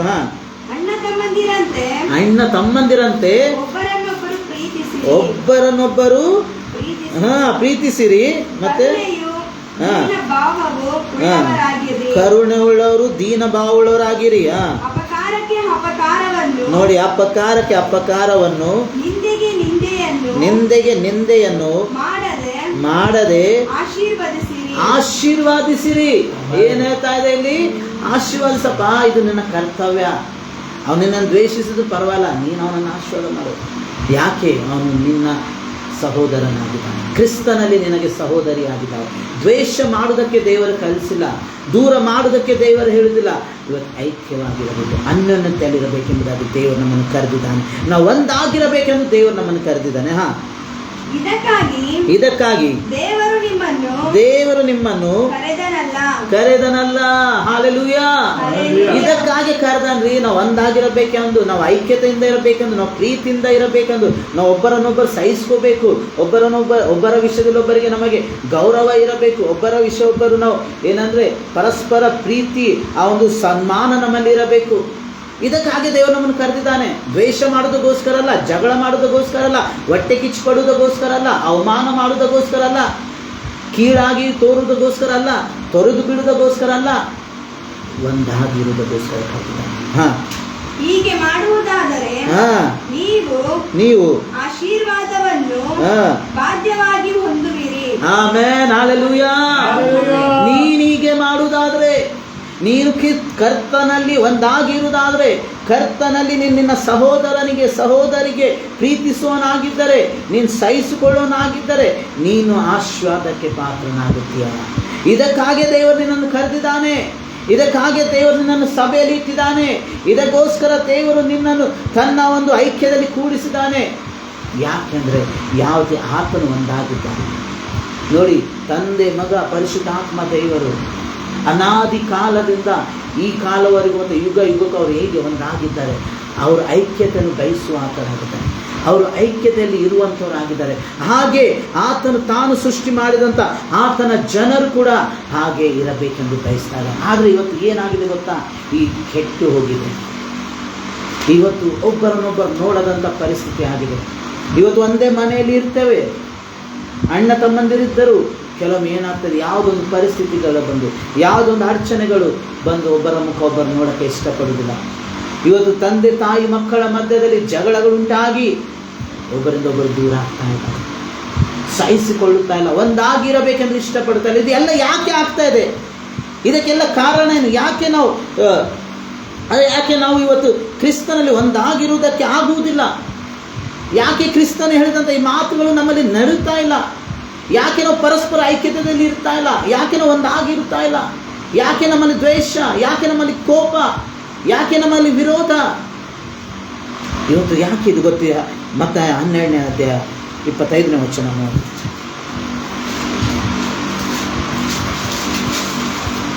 ಮತ್ತೆ ಬರೆದ ಸುವಾರ್ತೆ 12ನೇ ಅಧ್ಯಾಯ. ಆತನು ಅವರ ಆಲೋಚನೆಗಳನ್ನು ತಿಳ್ಕೊಂಡು ಅವರಿಗೆ ಹೇಳಿದ್ದೇನೆಂದರೆ, ಏನ್ ಹೇಳಿದ ನೋಡ್ರಿ, ಯಾವ ರಾಜ್ಯವಾದರೂ ತನ್ನಲ್ಲಿ ಭೇದ ಹುಟ್ಟಿದರೆ ಹಾಳಾಗುವುದು. ತನ್ನಲ್ಲಿ ಭೇದ ಹುಟ್ಟಿದ ಯಾವ ಪಟ್ಟಣವಾದರೂ ಮನೆಯಾದರೂ ನಿಲ್ಲದು. ಹಾಲೆಲೂಯಾ. ಇಲ್ಲಿ ಏನ್ ಹೇಳ್ತಾ ಇದೆ? ಯಾರಲ್ಲಿ ಭೇದ ಹುಟ್ಟುತ್ತದೆ? ಈ ಭೇದ ಯಾರು ಹುಟ್ಟಿಸ್ತಾ ಇದ್ದಾರೆ ನಮ್ಮಲ್ಲಿ? ಇವತ್ತು ನಮ್ಮಲ್ಲಿ ಭೇದಗಳು ಯಾರು ಹಾಕುತ್ತಾ ಇದ್ದಾರೆ? ನಮ್ಮಲ್ಲಿ ಯಾರು ದ್ವೇಷವನ್ನು ಹಾಕುತ್ತಾ ಇದ್ದಾರೆ? ನಮ್ಮಲ್ಲಿ ಯಾರು ಕೋಪವನ್ನು ಹಾಕುತ್ತಾ ಇದ್ದಾರೆ? ಯಾರು ನಮ್ಮನ್ನು ತಿರಸ್ಕಾರ ಮಾಡಬೇಕೆಂದು ಕಲಿಸ್ತಾ ಇದ್ದಾನೆ? ಆ ಶತ್ರು, ಆ ಸೈತಾನನು ಏನು ಮಾಡ್ತಾ ಇದ್ದಾನೆ? ಅವನ ಕೆಲಸವೇ ಏನಾಗಿದೆ? ಅವನು ಪ್ರಾರಂಭದಿಂದ ಏನು ಮಾಡಬೇಕೆಂದು ಬಯಸ್ತಾ ಇದ್ದಾನೆ. ಯಾಕಂದರೆ ದೇವರು ಸೃಷ್ಟಿ ಮಾಡಿದಂಥ ಎಲ್ಲದರಲ್ಲಿ ಎಲ್ಲಕ್ಕಿಂತ ಶ್ರೇಷ್ಠವಾದಂಥ ಸೃಷ್ಟಿ ಯಾರಂತ? ಮಾನವ ಜಾತಿ, ಮನುಷ್ಯರಾದಂಥ ನಾವು ನೀವುಗಳು. ಆತನ ಸ್ವರೂಪ, ಆತನ ಸೃಷ್ಟಿ, ಆತನ ಶ್ವಾಸದಲ್ಲಿ ಜೀವಿಸುವಂಥ ನಾವು ನೀವುಗಳು ಒಂದಾಗದೆ ಇರಬೇಕೆಂಬುದಾಗಿ ಅವನು ಅಂದಿನಿಂದನೇ ಆಲೋಚನೆ ಮಾಡಿ ಏನು ಮಾಡ್ತಾ ಇದ್ದಾನೆ? ಅಂದು ಕ್ರಿಸ್ತನಿಂದ, ಕರ್ತನ ಪ್ರೀತಿಯಿಂದ ದೂರ ಮಾಡಿದ ಹಾಗೆ ಇವತ್ತು ನಮ್ಮನ್ನು ಕೂಡ ಒಬ್ಬರಿಂದ ಒಬ್ಬರು ದೂರ ಮಾಡುತ್ತಾ ಇದ್ದಾನೆ. ಇವತ್ತು ಸಭೆಗಳಲ್ಲಿ ಗಲಿಬಿಲಿಗಳನ್ನು ಎದ್ದೇಳಿಸ್ತಾ ಇದ್ದಾನೆ, ಸಭೆಗಳಲ್ಲಿ ದ್ವೇಷಗಳನ್ನು ಎದ್ದೇಳಿಸ್ತಾ ಇದ್ದಾನೆ, ಸಭೆಗಳಲ್ಲಿ ಜಗಳಗಳಿದ್ದಾವೆ, ಪ್ರೀತಿ ಕಾಣುತ್ತಾ ಇಲ್ಲ. ಯಾರು ಮಾಡ್ತಾ ಇದ್ದಾರೆ? ಭೇದ ಹುಟ್ಟಿದ ಹಾಗೆ ತಾನೆ. ನನಗೆ ಒಬ್ಬರ ಬಗ್ಗೆ ಒಳ್ಳೆ ಆಲೋಚನೆ ಇಲ್ಲದಿದ್ದರೆ ಅಲ್ಲಿ ಏನಾಗುವಂಥದ್ದಾಗಿದೆ? ಅವನ ಬಗ್ಗೆ ನನಗೆ ಏನಾದರೂ ಒಳ್ಳೆ ಆಲೋಚನೆ ಇಲ್ಲದಿದ್ದರೆ ನನಗೆ ಅವನ ಪ್ರತಿ ಏನಿರ್ತಾರೆ? ಭೇದ ಇರುವಂಥದ್ದಾಗಿದೆ. ಅವನ ಪ್ರತಿ ನಾನು ಒಳ್ಳೆಯದನ್ನು ಯೋಚನೆ ಮಾಡೋಕ್ಕೆ ಆಗಲ್ಲ. ಯಾಕಂದರೆ ಸೈತಾನು ನನ್ನ ಒಳಗೆ ಏನು ಹಾಕಿದ್ದಾನೆ? ಅವನ ಬಗ್ಗೆ ಒಂದು ಭೇದವನ್ನು ಹುಟ್ಟಿಸಿದಾನೆ. ಇವತ್ತೊಂದು ಮನೆಯಲ್ಲಿರುವಂಥ ಸಮಯದಲ್ಲಿ, ಒಂದು ಕುಟುಂಬದಲ್ಲಿರುವಂಥ ಸಮಯದಲ್ಲಿ, ನನ್ನ ಸಂಬಂಧಗಳಲ್ಲಿರುವಂಥ ಸಮಯದಲ್ಲಿ ಯಾವುದೇ ಒಂದು ವಿಷಯವನ್ನು ತೆಗೆದುಕೊಂಡು ಒಂದು ಭೇದ ಆ ಶತ್ರು ನಮ್ಮಲ್ಲಿ ಹಾಕುವಾಗ ನಾವು ಏನು ಮಾಡ್ತೀವಿ? ಅಲ್ಲಿ ನಾವು ಒಳಕ್ಕೆ ಬರ್ತೇವೆ, ನಾವು ದೂರ ಆಗಿ ಬಿಡ್ತೇವೆ, ನಾವು ಒಂದಾಗಿ ಇರೋಕ್ಕೆ ಸಾಧ್ಯವಾಗುವುದಿಲ್ಲ. ಯಾಕೆ ಅವನು ಈ ರೀತಿಯಲ್ಲಿ ಮಾಡ್ತಾ ಇದ್ದಾನೆ? ಯಾಕಂದರೆ ಅವನಿಗೆ ಗೊತ್ತು, ಇವರು ಒಂದಾಗಿದ್ರೆ ಅಲ್ಲಿ ಏನು ಕಂಡು ಬರ್ತದೆ? ಇವರ ಹೊಂದಾಣಿಕೆಯಿಂದ, ಇವರು ಐಕ್ಯತೆಯಿಂದ ಇರುವುದರಿಂದ, ಇವರು ಪ್ರೀತಿಯಿಂದ ಇರುವುದರಿಂದ, ಇವರು ಸಮಾಧಾನದಿಂದ ಇರುವುದರಿಂದ, ಇವರು ಸಂತೋಷದಿಂದ ಇರುವುದರಿಂದ ಏನಾಗುತ್ತದೆ ಎಂಬುದಾಗಿ ಅವನಿಗೆ ಚೆನ್ನಾಗಿ ಗೊತ್ತು. ಇಲ್ಲಿ ಏನು ಕಂಡು ಬರ್ತದೆ? ಅಲ್ಲಿ ಕ್ರಿಸ್ತನ ಪ್ರೀತಿ ಕಂಡು ಬರುವಂಥದ್ದಾಗಿದೆ. ಅಲ್ಲಿ ಕ್ರಿಸ್ತನು ಕಂಡು ಬರುವ ಆತನಾಗಿದ್ದಾನೆ ಎಂಬುದಾಗಿ ಅವನಿಗೆ ಗೊತ್ತಿದೆ. ಹಾಗಾಗಿ ನಾವು ಅದೇ ರೀತಿ ನೋಡ್ತೇವೆ. 1 ಕೊರಿಂಥ 11ನೇ ಅಧ್ಯಾಯ 17ನೇ ವಚನದಿಂದ ನಾವು ಓದುತ್ತಿರುವಾಗ ನಾವು ಲಾಸ್ಟ್ ಸಂಡೆ ಕೂಡ ಅದರ ಬಗ್ಗೆ ನಾವು ಧ್ಯಾನ ಮಾಡಿದ್ದೇವೆ. ಏನು ಮಾಡ್ತಾ ಇದ್ದಾನೆ ಅಲ್ಲಿ ಕೂಡ ನಾವು ನೋಡ್ತೇವೆ, ಭೇದಗಳನ್ನು ಹುಟ್ಟಿಸ್ತಾ ಇದ್ದಾನೆ, ಗಲಿಬಿಲಿಗಳಿದ್ದಾವೆ, ಸಭೆಗಳಲ್ಲಿ ಏನಿಲ್ಲ, ಅನ್ಯೋನ್ಯತೆ ಇಲ್ಲ, ಐಕ್ಯತೆ ಇಲ್ಲ, ಪ್ರೀತಿ ಇಲ್ಲ, ಜಗಳಗಳು ಉಂಟೆಂಬುದಾಗಿ ಈ ಅಧ್ಯಾಯವನ್ನು ನೀವು ಓದುತ್ತಿರುವಾಗ ಅಲ್ಲಿ ಪೌಲನು ಬಹಳ ಚೆನ್ನಾಗಿ ಹೇಳ್ತಾ ಇದ್ದಾನೆ. ಇವತ್ತು ಸಭೆಯಲ್ಲಿ ಏನಿದೆ ಎಂಬುದಾಗಿ, ಇವತ್ತು ಏನೆಲ್ಲ ನಡೀತಾ ಇದೆ ಎಂಬುದಾಗಿ. ಹಾಗಾಗಿ ಕ್ರಿಸ್ತನು ನಮ್ಮನ್ನು ಒಂದಾಗಿ ಕರೆದಿದ್ದಾನೆ. ತನ್ನ ದೇಹ, ತನ್ನ ರೊಟ್ಟಿಯಲ್ಲಿ, ತನ್ನ ರಕ್ತ, ತನ್ನ ಮಾಂಸದಲ್ಲಿ ನಮ್ಮನ್ನು ಒಂದಾಗಿ ಮಾಡಲು ಆತನು ಕರೆದಿದ್ದಾನೆ. ಆದರೆ ಇವತ್ತೇನಾಗ್ತಾ ಇದೆ? ಇಲ್ಲಿ ನಾವು ರೊಟ್ಟಿದು ತೆಗೆದುಕೊಳ್ಳುತ್ತೇವೆ, ನಾವು ದ್ರಾಕ್ಷಾರಸದಲ್ಲಿ ಪಾನ ಮಾಡ್ತೇವೆ, ಆದರೆ ನಾವೇನಾಗಿಲ್ಲ, ಒಂದಾಗಿಲ್ಲ. ಯಾಕೆ? ಒಂದು ಭೇದ ನಮ್ಮಲ್ಲಿ ಶತ್ರು ಆಗಿದ್ದಾನೆ. ಒಂದು ಭೇದ ನಮ್ಮೊಳಗೆ ಕಾರ್ಯ ಮಾಡ್ತದೆ. ಹಾಗಾಗಿ ಇಂಥ ಸಮಯದಲ್ಲಿ ನಾನು ನಿನ್ನ ಮೇಲೆ ಬೇಕಾಗಿತ್ತು, ನಾವು ಹೇಗೆ ನಡ್ಕೋಬೇಕಾಗಿತ್ತು ನೋಡಿ. ಅಬ್ರಹಾಮನ ಒಂದು ಒಳ್ಳೆಯ ಉದಾಹರಣೆ ಆದಿಕಾಂಡ 13ನೇ ಅಧ್ಯಾಯದಲ್ಲಿ 8ನೇ ವಚನದಿಂದ ನಾವು ಅಲ್ಲಿ ನೋಡ್ತಿರುವಾಗ ಅಬ್ರಹಾಮನು ಯಾವ ರೀತಿ ಕಾರ್ಯ ಮಾಡಿದನು. ಅಬ್ರಹಾಮ್ ಮತ್ತು ಲೋಟನ ಮಧ್ಯದಲ್ಲಿ ಒಂದು ಸಮಸ್ಯೆ ಬಂತು. ಅಲ್ಲಿ ಕೂಡ ಸೈತಾನನು ಪ್ರಯತ್ನ ಮಾಡಿದನು. ಅವರಿಬ್ಬರ ಪ್ರೀತಿಯನ್ನು ಕೆಡಿಸಬೇಕು, ಅವರಿಬ್ಬರ ಅನ್ಯೋನ್ಯತೆಯನ್ನು ಕೆಡಿಸಬೇಕು, ಅವರಿಬ್ಬರಲ್ಲಿರುವಂಥ ಹೊಂದಾಣಿಕೆಯನ್ನು ಕೆಡಿಸಬೇಕು. ಆದರೆ ಕರ್ತನನ್ನು ನಂಬಿದಂಥ ಆ ಅಬ್ರಹಾಮನು ಯಾವ ರೀತಿ ನೋಡಿ ಅಲ್ಲಿ ಮುಂದಾಗಿ ಮಾತಾಡ್ತಾನೆ. ನಾವು ಓದೋಣ, ಬೇಕಾದ್ರೆ ಅದನ್ನು ಓದೋಣ. ಆದಿಕಾಂಡ 13ನೇ ಅಧ್ಯಾಯ 8ನೇ ವಚನದಿಂದ. ಹೀಗಿರಲು ಅಬ್ರಾಮನು ಲೋಟನಿಗೆ, ನನಗೂ ನಿನಗೂ ನನ್ನ ದನ ಕಾಯುವವರಿಗೂ ನಿನ್ನ ದನ ಕಾಯುವವರಿಗೂ ಜಗಳವಿರಬಾರದು, ನಾವು ಸಹೋದರರಲ್ಲವೇ. ಹಲ್ಲೆಲೂಯಾ. ನಾವು ಯಾರಿದ್ದೇವೆ? ಸಹೋದರರಿದ್ದೇವೆ. ನಮಗೆ ಏನಿರಬಾರ್ದು? ಜಗಳ. ಇವತ್ತು ಏನಾಗ್ತಾ ಇದೆ ರೀ? ಸಹೋದರರ ಮಧ್ಯದಲ್ಲಿ, ಸ್ನೇಹಿತರ ಮಧ್ಯದಲ್ಲಿ, ಸಭೆಗಳಲ್ಲಿ ಯಾಕೆ ಜಗಳ ಆಗ್ತಾ ಇದೆ? ಯಾವುದೋ ಒಂದು ಇಲ್ಲದಂಥ ಕಾರಣಗಳು ತೆಗೆದುಕೊಂಡು, ಯಾವುದೋ ಒಂದು ಇಲ್ಲದಂಥ ವಿಷಯಗಳು ತೆಗೆದುಕೊಂಡು. ಇಲ್ಲಿ ಸಹ ಕಾರಣ ಇತ್ತು, ಇಲ್ಲಿ ಬೇಕಾದ್ರೆ ಅವ್ರು ಜಗಳ ಮಾಡ್ಬೋದಾಗಿತ್ತು. ನಿನ್ನ ಜನರು ನನ್ನ ಜನರಿಗೆ ತ್ರಾಸು ಕೊಡ್ತಾ ಇದ್ದಾರೆ ಎಂಬುದಾಗಿ ಅವರೊಬ್ಬರ ಮೇಲೆ ಒಬ್ಬರು ಜಗಳ ಮಾಡ್ಬೋದಾಗಿತ್ತು, ಒಬ್ಬರಿಗೆ ವಿರುದ್ಧ ಒಬ್ಬರು ಮಾತಾಡ್ಬೋದಾಗಿತ್ತು. ಏನೆಲ್ಲ ಅಲ್ಲಿ ಪರಿಸ್ಥಿತಿ ಇದ್ದಿತ್ತು. ಆದರೆ ಅಬ್ರಹಾಮನಲ್ಲಿ ಎಷ್ಟು ನಿಧಾನವಾಗಿ, ಎಷ್ಟು ಜ್ಞಾನದಿಂದ, ಎಷ್ಟು ತಿಳುವಳಿಕೆಯಿಂದ, ಇದು ಎಲ್ಲಿಂದ? ಯಾರಲ್ಲಿ ಕ್ರಿಸ್ತನಿದ್ದಾನೆ. ಅವನೇನು ಮಾಡ್ತಾನೆ? ನಾವು ದುಡುಕಂಗಿಲ್ಲ, ಅವನು ಕೋಪಗೊಳ್ಳಂಗಿಲ್ಲ. ಅವನಲ್ಲಿ ಏನೆಂಬುದಾಗಿ ಪರಿಹಾರ ಹುಡುಕುತ್ತಾನೆ. ಅವನು ಏನು ಮಾಡಬೇಕೆಂಬುದಾಗಿ ಅವನು ಆಲೋಚನೆ ಮಾಡ್ತಾನೆ. ಹೇಗೆ ಈ ಪರಿಸ್ಥಿತಿಯನ್ನು ಮಾರ್ಪಡಿಸಬೇಕೆಂದು ಅವನು ಯೋಚನೆ ಮಾಡ್ತಾನೆ. ಆದರೆ ಕ್ರಿಸ್ತನಲ್ಲಿ ಇಲ್ಲದವ್ರು ಏನು ಮಾಡ್ತಾರೆ ಗೊತ್ತಾ? ಕ್ರಿಸ್ತನ ಪ್ರೀತಿಯಲ್ಲಿ ಇಲ್ಲದವ್ರು, ಕ್ರಿಸ್ತನನ್ನು ಅರಿಯದವ್ರು ಏನು ಮಾಡ್ತಾರೆ ಗೊತ್ತಾ? ಇಂಥ ಪರಿಸ್ಥಿತಿಯಲ್ಲಿ ನಾನು ಯಾಕೆ ಇದು ಮಾಡಲಿ, ನೀನು ಹೋಗು, ನಂದಿಲ್ಲ, ನಿನ್ನವ್ರು ನನಗೆ ತ್ರಾಸು ಕೊಡೋಕೆ ಅದು ಇದು ಎಂಬುದಾಗಿ ಏನು ಬೈಕೊಳ್ಳೋದು, ಏನೆಲ್ಲ ಮಾಡ್ತಾರೆ. ಆದರೆ ಇಲ್ಲಿ ನಾವು ನೋಡ್ತೇವೆ ಅಬ್ರಹಾಮನ್ ಏನು ಹೇಳ್ತಾರೆ? ನಾವು ಏನಾಗಿದ್ದೇವೆ? ಸಹೋದರರಾಗಿದ್ದೇವೆ. ಅದಕ್ಕಾಗಿ ನೀನು ಆರಿಸ್ಕೊಪ್ಪ, ನೀನು ಒಂದು ಕಡೆ ಹೋಗಿ, ನಾನೊಂದು ಕಡೆ. ನಾವು ದೂರ ಇದ್ದರೂ ಕೂಡ ನಾವೇನಿರುವಂಥವರಾಗಿದ್ದೇವೆ? ಪ್ರೀತಿಯಿಂದ ಇರುವಂಥವರಾಗಿರಬೇಕು. ನಾವು ಐಕ್ಯತೆಯಿಂದ ಇರಬೇಕು. ಇವತ್ತು ನಾವು ಒಂದೇ ಮನೆಯಲ್ಲಿದ್ದಾಗ, ಒಂದೇ ಸಭೆಯಲ್ಲಿ ಇರ್ತೀವಿ, ಆದರೆ ಏನಿಲ್ಲ, ನಮ್ಮಲ್ಲಿ ಐಕ್ಯತೆ ಇಲ್ಲ. ದೂರ ಹೋದರೆ ಮಾತೇ ಬಿಟ್ಟಿತ್ತು. ಆತನು ದೂರ ಇದ್ದಾಗ್ಯೂ ಲೂಟನವನನ್ನು ಬಿಟ್ಟು ದೂರ ಹೋದ್ರು ಅವರಲ್ಲಿ ಏನಿರಲಿಲ್ಲ? ದ್ವೇಷ ಇರಲಿಲ್ಲ, ಅವರಲ್ಲಿ ಕಪಟ ಇರಲಿಲ್ಲ, ಅವರಲ್ಲಿ ಕ್ರೋಧ ಇರಲಿಲ್ಲ. ಅವರು ಪ್ರೀತಿಯಲ್ಲೇ ಇದ್ದರು. ಆ ಸಹೋದರರ ಪ್ರೀತಿ ಅವರಲ್ಲಿತ್ತು. ಯಾಕೆ ಆ ಪ್ರೀತಿ ಅವರಲ್ಲಿತ್ತು ಗೊತ್ತಾ? ಅಂದರೆ ಕ್ರಿಸ್ತನ ಪ್ರೀತಿ ಅವರಲ್ಲಿದ್ದ ಕಾರಣ. ಇವತ್ತು ನಿನ್ನಲ್ಲಿ ಆ ಪ್ರೀತಿ ಇದೆಯಾ? ನನ್ನಲ್ಲಿ ಐಕ್ಯತೆ ಇದೆಯಾ? ಕ್ರಿಸ್ತನು ಬಯಸುವ ರೀತಿಯಲ್ಲಿ ನಾನು ಒಂದಾಗುತ್ತಾ ಇದ್ದೇನಾ? ಇವತ್ತು ಈ ರೀತಿಯಲ್ಲಿ ನಾನು, ಹಾಗಾದರೆ ನಾವೀಗ ಏನು ಮಾಡಬೇಕು? ಹಾಗಾದರೆ ನಾವು ಹೇಗೆ ಒಂದಾಗಿರಬೇಕು ಮತ್ತು ಯಾಕೆ ಒಂದಾಗಿರಬೇಕು? ಇವತ್ತು ನಾವು ಇದನ್ನು ತಿಳಿದುಕೊಳ್ಳಬೇಕು. ನಾವಿದುವರೆಗೂ ನೋಡಿದ್ವಿ ಐಕ್ಯತೆ ಬಗ್ಗೆ. ದೇವರು ಬಯಸ್ತಾ ಇದ್ದಾನೆ ನಾವು ಒಂದಾಗಿರಬೇಕೆಂಬುದಾಗಿ. ದೇವರು ಬಯಸ್ತಾ ಇದ್ದಾನೆ ನಾವು ಯಾವ ರೀತಿ ಒಂದಾಗಿರಬೇಕೆಂಬುದಾಗಿ. ನಾವು ಯಾಕೆ ಇವತ್ತು ಒಂದಾಗಿ ಇರೋಕ್ಕೆ ಆಗ್ತಾ ಇಲ್ಲ? ಯಾಕೆ ಇವತ್ತು ಗಲಿಬಿಲಿಗಳಿದ್ದಾವೆ? ಯಾಕೆ ಇವತ್ತು ಅಸಮಾಧಾನಗಳಿದ್ದಾವೆ ಎಂಬುದಾಗಿ ನಾವು ನೋಡಿದ್ದೇವೆ. ಯಾರು ನಮ್ಮ ಮಧ್ಯದಲ್ಲಿ ಗಲಿಬಿಲಿಗಳನ್ನು ಹುಟ್ಟಿಸ್ತಾ ಇದ್ದಾನೆ? ಯಾರು ನಮ್ಮ ಮಧ್ಯದಲ್ಲಿ ಭೇದ ಹುಟ್ಟಿಸ್ತಾ ಇದ್ದಾನೆ? ಆ ಶತ್ರು ನಮ್ಮ ಮಧ್ಯದಲ್ಲಿ ಅದನ್ನು ನಾವು ದೂರ ಮಾಡೋದು. ಯಾಕೆ ಕರ್ತನು ಇದೇ ರೀತಿಯಲ್ಲಿ ಬಯಸ್ತಾ ಇದ್ದಾನೆ? ಹಾಗಾದರೆ ನಾವು ಹೇಗೆ ಒಂದಾಗಿರಬೇಕು? ಯಾಕೆ ಒಂದಾಗಿರಬೇಕು? ನಾವು ಮೊದಲನೇ ಕೊರಿಂಥ 1ನೇ ಅಧ್ಯಾಯ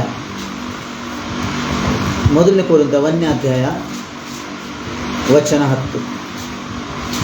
ನಾವು ಹೇಗೆ ಒಂದಾಗಿರಬೇಕು? ಸಹೋದರರೇ, ನಿಮ್ಮೆಲ್ಲರ ಮಾತು ಒಂದೇ ಆಗಿರಬೇಕು. ನಿಮ್ಮಲ್ಲಿ ಭೇದಗಳಿರಬಾರದು. ನೀವು ಒಂದೇ ಮನಸ್ಸುಳ್ಳವರು, ಒಂದೇ ಅಭಿಪ್ರಾಯ ಉಳ್ಳವರಾಗಿದ್ದು ಹೊಂದಿಕೆಯಿಂದ ಇರಬೇಕು ಎಂಬುದಾಗಿ ನಾನು ನಮ್ಮ ಕರ್ತನಾದ ಯೇಸು ಕ್ರಿಸ್ತನ ಹೆಸರಿನಲ್ಲಿ ನಿಮ್ಮನ್ನು ಬೇಡಿಕೊಳ್ಳುತ್ತೇನೆ. ಹಲ್ಲೆಲೂಯಾ. ನೋಡಿ, ಪೌಲನು ಏನು ಬೇಡಿಕೊಳ್ಳುತ್ತಾ ಇದ್ದಾನೆ? ಹೇಗಿರ್ಬೇಕಂದ್ರೆ ನಾವು ಒಂದಾಗಿರಬೇಕು. ಒಂದೇ ಅಭಿಪ್ರಾಯ ಉಳ್ಳವರಾಗಿ, ಒಂದೇ ಮತ ಉಳ್ಳವರಾಗಿ, ಒಂದೇ ಆಲೋಚನೆ ಉಳ್ಳವರಾಗಿ. ನಾವು ಯಾವಾಗಲೂ ಬೇರೆ ಬೇರೆ ಅಭಿಪ್ರಾಯ ಉಳ್ಳವರಾಗಿ ಅಲ್ಲ, ಬೇರೆ ಬೇರೆ ಆಲೋಚನೆ ಉಳ್ಳವರಾಗಿ ಅಲ್ಲ. ನಾವು ಸಭೆಯಲ್ಲಿ ಕೂಡಿ ಬರುವಾಗ ನನ್ನ ಒಂದು ಆಲೋಚನೆ, ನನ್ನ ಒಂದು ಅಭಿಪ್ರಾಯ ಅಲ್ಲ, ಏನು ನಮ್ಮ ಎಲ್ಲರ ಬೇರೆ ಬೇರೆ ಅಭಿಪ್ರಾಯಗಳಿದ್ದರೂ ಅವುಗಳನ್ನು ಕುಂತು ಅದನ್ನು ಒಂದಾಗಿ ಮಾಡಬೇಕು. ನಮ್ಮ ಎಲ್ಲರ ಆಲೋಚನೆಗಳು ಒಂದಾಗಿ ಬರುವುದಾದರೆ ಅಲ್ಲಿ ನಿಜವಾಗಿ ಸಭೆ ಐಕ್ಯತೆಯಾಗುತ್ತದೆ, ಸಭೆ ಬೆಳೆಯುತ್ತದೆ. ಇವತ್ತು ಜನರ ಕ್ವಾಂಟಿಟಿಯಲ್ಲಿ ಸಭೆ ಬೆಳೆಯುತ್ತಿರ್ಬೋದು, ಆದರೆ ಆತ್ಮನ ಕಾರ್ಯಗಳಲ್ಲಿ ಸಭೆ ಬೆಳೆಯುತ್ತಾ ಇಲ್ಲ. ಜನರು ಸಭೆಯಲ್ಲಿ ಹೆಚ್ಚಾಗ್ತಿರ್ಬೋದು, ಅದ್ಭುತಗಳನ್ನು ನೋಡಿ, ಸೂಚಕ ಕಾರ್ಯಗಳನ್ನು ನೋಡಿ, ಚಮತ್ಕಾರಗಳನ್ನು ನೋಡಿ ಜನರು ಸಭೆ ಕಡೆ ಓಡ್ತಿರಬಹುದು. ಆದರೆ ಇವತ್ತು ಆ ಸಭೆಗಳಲ್ಲಿ ಐಕ್ಯತೆಗಳಿದ್ದಾವ, ಹೊಂದಾಣಿಕೆಗಳಿದ್ದಾವ? ನಿಜವಾಗಿ ಕ್ರಿಸ್ತನು ಹೇಳಿದಂಥ ರೀತಿಯಲ್ಲಿ ಆ ಒಂದು ಪ್ರೀತಿಯಿಂದ ಸಹಿಸಿಕೊಂಡು ಒಬ್ಬರನ್ನೊಬ್ಬರು ಶ್ರೇಷ್ಠರನ್ನಿಸಿಕೊಂಡು ಇದ್ದಾರಾ? ಹಾಗಾದರೆ ಇವತ್ತು ಯಾರಲ್ಲಿ ಕಾರ್ಯ ಮಾಡ್ತಿರಬಹುದು? ಅಲ್ಲಿ ನಡೆಯುವಂಥ ಕಾರ್ಯಗಳು ಯಾರದು? ಅದು ನಮಗೆಲ್ಲರಿಗೆ ವಾಕ್ಯವು ನಮಗೆ ಗೊತ್ತಿದೆ. ಎಲ್ಲಿ ಕ್ರಿಸ್ತನಿಲ್ಲದಿದ್ದರಲ್ಲಿ ಬೇರೆ ಕಾರ್ಯಗಳು ಮಾಡುವಂಥ ಅನೇಕ ಕಾರ್ಯಗಳಿದ್ದಾವೆ. ಆದರೆ ಇವತ್ತು ಎಲ್ಲಿ ಒಂದಾಗಿರ್ತಾರೆ ಅಲ್ಲಿ ಏನಿರ್ತದೆ? ಕ್ರಿಸ್ತನಿರುವಾತನಗಳು ನೋಡಿ ಹೇಗೆ ಇರಬೇಕೆಂಬುದಾಗಿ 1 ಕೊರಿಂಥ 1ನೇ ಅಧ್ಯಾಯ ವಚನ 10 ಓದಿದ ಹಾಗೆ ನಾವು ಹಾಗೆ ಇರಬೇಕು. ಇವತ್ತು ಒಂದು ಕುಟುಂಬದಲ್ಲಿ ಆಗಿರಬಹುದು, ಒಂದು ಫ್ರೆಂಡ್ಶಿಪ್ಪಲ್ಲಿ ಆಗಿರಬಹುದು, ನಮ್ಮ ಅಕ್ಕಪಕ್ಕದಲ್ಲಿ ಇರಬಹುದು. ನಾವು ಎಲ್ಲಿ ಇದ್ದರೂ ನಾವು ಒಳ್ಳೆಯವರಾಗಿರಬೇಕು. ನಾವು ಕ್ರಿಸ್ತನವರಾಗಿ ಕಂಡು ಬರಬೇಕು. ನಮ್ಮಲ್ಲಿ ನಾನು ಅನ್ಯರ ಥರ ನಡ್ಕೊಳ್ಳೋನಾಗಿರಬಾರ್ದು, ನಾನು ಅನ್ಯರ ಥರ ದೋಷ ಮಾಡೋನಾಗಿರಬಾರ್ದು, ಕಪಟ ಮಾಡೋನಾಗಿರಬಾರ್ದು, ಜಗಳ ಮಾಡೋನಾಗಿರಬಾರ್ದು, ವಂಚನೆ ಮಾಡೋನಾಗಿರಬಾರ್ದು, ಮೋಸ ಮಾಡೋನಾಗಿರಬಾರ್ದು. ನಾನು ಕ್ರಿಸ್ತನ ಪ್ರೀತಿಯಲ್ಲಿ ಐಕ್ಯವುಳ್ಳವನಾಗಿ ನಾನು ಒಂದಾಗಿರಬೇಕು. ನಾನು ಯಾವಾಗ ಈ ರೀತಿಯಲ್ಲಿ ಇಲ್ಲಿ ಒಂದಾಗಿರ್ತೇನೆ ಅವಾಗೆ ನಾನು ಕ್ರಿಸ್ತನಲ್ಲಿ ಒಂದಾಗಲು ಸಾಧ್ಯ. ಇವತ್ತು ನಾವು ನೀವಿನ ಒಂದಾಗಿಲ್ಲ ಅಂದರೆ ನಾವು ಕ್ರಿಸ್ತನಲ್ಲಿ ಒಂದಾಗಕ್ಕೆ ಸಾಧ್ಯನೇ ಇಲ್ಲ. ಮೊದಲನೇದಾಗಿ ಅದಕ್ಕೆ ದೇವರು ಹೇಳ್ತಾನೆ, ಮೊದಲು ನಾವು ಒಂದಾಗಬೇಕು, ನಮ್ಮಲ್ಲಿ ಐಕ್ಯತೆ ಕಂಡು ಬರಬೇಕು, ನಮ್ಮೊಳಗೆ ಆ ಕ್ರಿಸ್ತನ ಪ್ರೀತಿ ಕಂಡು ಬರಬೇಕು. ಆವಾಗಲೇ ನಾನು ನೀನು ಆ ಕ್ರಿಸ್ತನಲ್ಲಿ ಒಂದಾಗಲು ಸಾಧ್ಯ, ಇಲ್ಲದೆ ಸಾಧ್ಯವೇ ಇಲ್ಲ. ನಾವು ಮತ್ತೆ ಎಷ್ಟು ಚರ್ಚ್ಗಳು ಬಂದರೂ, ಎಷ್ಟು ಆರಾಧನೆಗಳು ಮಾಡಿದ್ರು, ಎಷ್ಟು ಪ್ರಾರ್ಥನೆಗಳು ಮಾಡಿದ್ರು, ನಮ್ಮಲ್ಲಿ ಭೇದಗಳಿದ್ದು ಅಂದರೆ ನಮ್ಮನ್ನು ಒಬ್ಬರ ಪ್ರತಿಯೊಬ್ಬರು ನೋಡಿ ಕೋಪ ಇರುವುದಾದರೆ, ದ್ವೇಷ ಇರುವುದಾದರೆ, ಹೊಟ್ಟೆ ಕಿಚ್ಚಿರುವುದಾದರೆ ಇದು ಎಂದಿಗೂ ನಾವು ಕ್ರಿಸ್ತನಲ್ಲಿ ಒಂದಾಗಲು ಸಾಧ್ಯ ಇಲ್ಲ. ನಾವು ಸಭೆಗೆ ಬರ್ಬೋದು, ನಾವು ಸಭೆಯಲ್ಲಿ ಇರ್ಬೋದು, ಎಲ್ಲ ಮಾಡ್ಬೋದು, ಆದರೆ ಕ್ರಿಸ್ತನಲ್ಲಿ ಇರೋಕ್ಕೆ ನಾವು ಸಾಧ್ಯ ಯೋಗ್ಯರಾಗಿರಲ್ಲ. ನೋಡಿ ಇನ್ನೊಂದು ಯಾಕೆ ಅಂದರೆ ಮತ್ತಾಯ 18, 19 ಮತ್ತು 20ನೇ ವಚನ. ಮತ್ತಾಯ ಬರೆದ ಸುವಾರ್ತೆ 18ನೇ ಅಧ್ಯಾಯ 19ನೇ ವಚನ, 19-20ನೇ ವಚನ. ಇದಲ್ಲದೆ ನಿಮ್ಮಲ್ಲಿ ಇಬ್ಬರು ತಾವು ಬೇಡಿಕೊಳ್ಳತಕ್ಕ ಯಾವುದಾದರೂ ಒಂದು ಕಾರ್ಯದ ವಿಷಯವಾಗಿ ಭೂಲೋಕದಲ್ಲಿ ಒಂದೇ ಮನಸ್ಸುಳ್ಳವರಾಗಿದ್ದರೆ ಅದು ಪರಲೋಕದಲ್ಲಿರುವ ನನ್ನ ತಂದೆಯಿಂದ ಅವರಿಗೆ ಆಗುವುದೆಂದು ನಿಮಗೆ ಹೇಳುತ್ತೇನೆ. ಯಾಕೆಂದರೆ ಇಬ್ಬರು ಮೂವರು ನನ್ನ ಹೆಸರಿನಲ್ಲಿ ಎಲ್ಲಿ ಕೂಡಿ ಬರುತ್ತಾರೆ ಅಲ್ಲಿ ಅವರ ನಡುವೆ ನಾನು ಇದ್ದೇನೆ ಅಂದನು. ಹಲ್ಲೆಲೂಯಾ. ಎಲ್ಲಿ ದೇವರಿರ್ತಾನೆ ರೀ, ಎಲ್ಲಿ ಒಂದಾಗಿರ್ತೇವೋ, ಎಲ್ಲಿ ಐಕ್ಯದಿಂದ ಇರ್ತೇವೋ, ಎಲ್ಲಿ ಕ್ರಿಸ್ತನ ಪ್ರೀತಿಯಲ್ಲಿ ಇರ್ತೇವೋ ಅಲ್ಲೇ ಕ್ರಿಸ್ತನ ಇರ್ತಾನೆ ರೀ. ನಾವು ಬರೀ ಒಂದು ಗುಡಿಸಲಲ್ಲಿ ನಾವು ಆರಾಧನೆ ನಡೆಸೋಣ, ಆದರೆ ಹೇಗೆ ನಡೆಸೋಣ? ಏಕವಾಗಿದ್ದು ಒಬ್ಬರಲ್ಲೊಬ್ಬರು ಕ್ರಿಸ್ತನ ಪ್ರೀತಿಯನ್ನು ಇಟ್ಟುಕೊಂಡು ಸಮಾಧಾನದಿಂದ ಇರಿದರೆ ಆ ಗುಡಿಸಲಿನಲ್ಲಿಯೂ ಕೂಡ ದೇವರು ಬರಲು ಶಕ್ತನಿದ್ದಾನೆ, ಆತನ ಮಹಿಮೆಯಲ್ಲಿ ಬರಲು ಶಕ್ತನೆ. ನಾವು ದೊಡ್ಡ ಆಲಯವನ್ನು ಕಟ್ಟಿಕೊಂಡು ಅಲ್ಲಿ ಒಂದು ಐಕ್ಯತೆಯೇ ಇಲ್ಲ, ಅಲ್ಲಿ ಒಂದು ಪ್ರೀತಿನೇ ಇಲ್ಲ, ಅಲ್ಲಿ ಒಂದು ಅನ್ಯೋನ್ಯತೆಯೇ ಇಲ್ಲ ಅಂದರೆ ಅಲ್ಲಿ ಯಾರಿರಲ್ಲ. ದೇವರೇ ಇಲ್ಲದಿದ್ದರೆ ಆ ದೊಡ್ಡ ಆಲಯ ಅದಕ್ಕೆ ಬಂತು. ಆದರೆ ಎಲ್ಲಿ ಇಬ್ಬರಾಗಲಿ ಮೂವರಾಗಲಿ ಒಂದು ಗುಡಿಸಲಿನಲ್ಲಿ ಏಕ ಮನಸ್ಸಿನಿಂದ ಇರ್ತದೆ, ಅಲ್ಲಿ ಏನಿರುವ ಆತನಾಗಲಿ ದೇವರಿರುವ ಆತನಾಗಲಿ. ಇದು ಮುಖ್ಯವಾಗಿದೆ. ಅದಕ್ಕೆ ನಾವು ಒಂದಾಗಿರಬೇಕಾಗಿದೆ, ಅದಕ್ಕೆ ನಾವು ಒಂದಾಗಿ ನಡ್ಕೋಬೇಕಾಗಿದೆ. ನಾವು ಇನ್ನೊಂದು ವಚನ ನೋಡ, ಕೀರ್ತನೆ 133 1ನೇ ವಚನ. ಯಾಕೆ ನಾವು ಒಂದಾಗಿರಬೇಕು? ಕೀರ್ತನೆ 133 1ನೇ ವಚನ.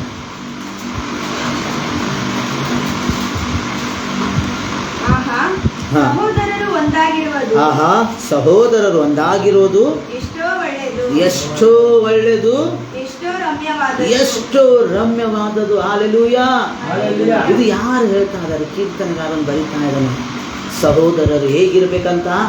ಒಂದಾಗಿರಬೇಕು. ಯಾಕೆಂದ್ರೆ ಅದು ಎಷ್ಟೋ ಒಳ್ಳೆಯದು, ಅದು ಎಷ್ಟೋ ರಮ್ಯವಾದದ್ದು, ಅದು ಕರ್ತನಿಗೆ ಇಷ್ಟವಾದದ್ದು ರೀ, ದೇವರಿಗೆ ಮೆಚ್ಚುಗೆ ಆದದ್ದು. ಅದಕ್ಕಾಗಿ ಯೇಸು ಸ್ವಾಮಿ ಈ ಲೋಕವನ್ನು ಬಿಟ್ಟು ಹೋಗೋಕ್ಕಿಂತ ಮುಂಚೆ ತನ್ನ ಶಿಷ್ಯರಿಗೋಸ್ಕರ ಪ್ರಾರ್ಥಿಸ್ತಾ ಇದ್ದಾನೆ, ದೇವರೇ ಇವರು ನಾವು ನೀವು ಒಂದಾಗಿರುವ ಪ್ರಕಾರ ಇವರು ಒಂದಾಗಿರಬೇಕು. ಇವತ್ತು ಏನಾಗಿದೆ ಗೊತ್ತಾ? ಸೈತಾನನ ಶತ್ರು ನಮ್ಮನ್ನು ಒಂದಾಗಲು ಕೊಡುತ್ತಾ ಇಲ್ಲ. ಇವತ್ತು ಗಲಿಬಿಲಿಗಳನ್ನು ಹುಟ್ಟಿಸ್ತಾ ಇದ್ದಾನೆ.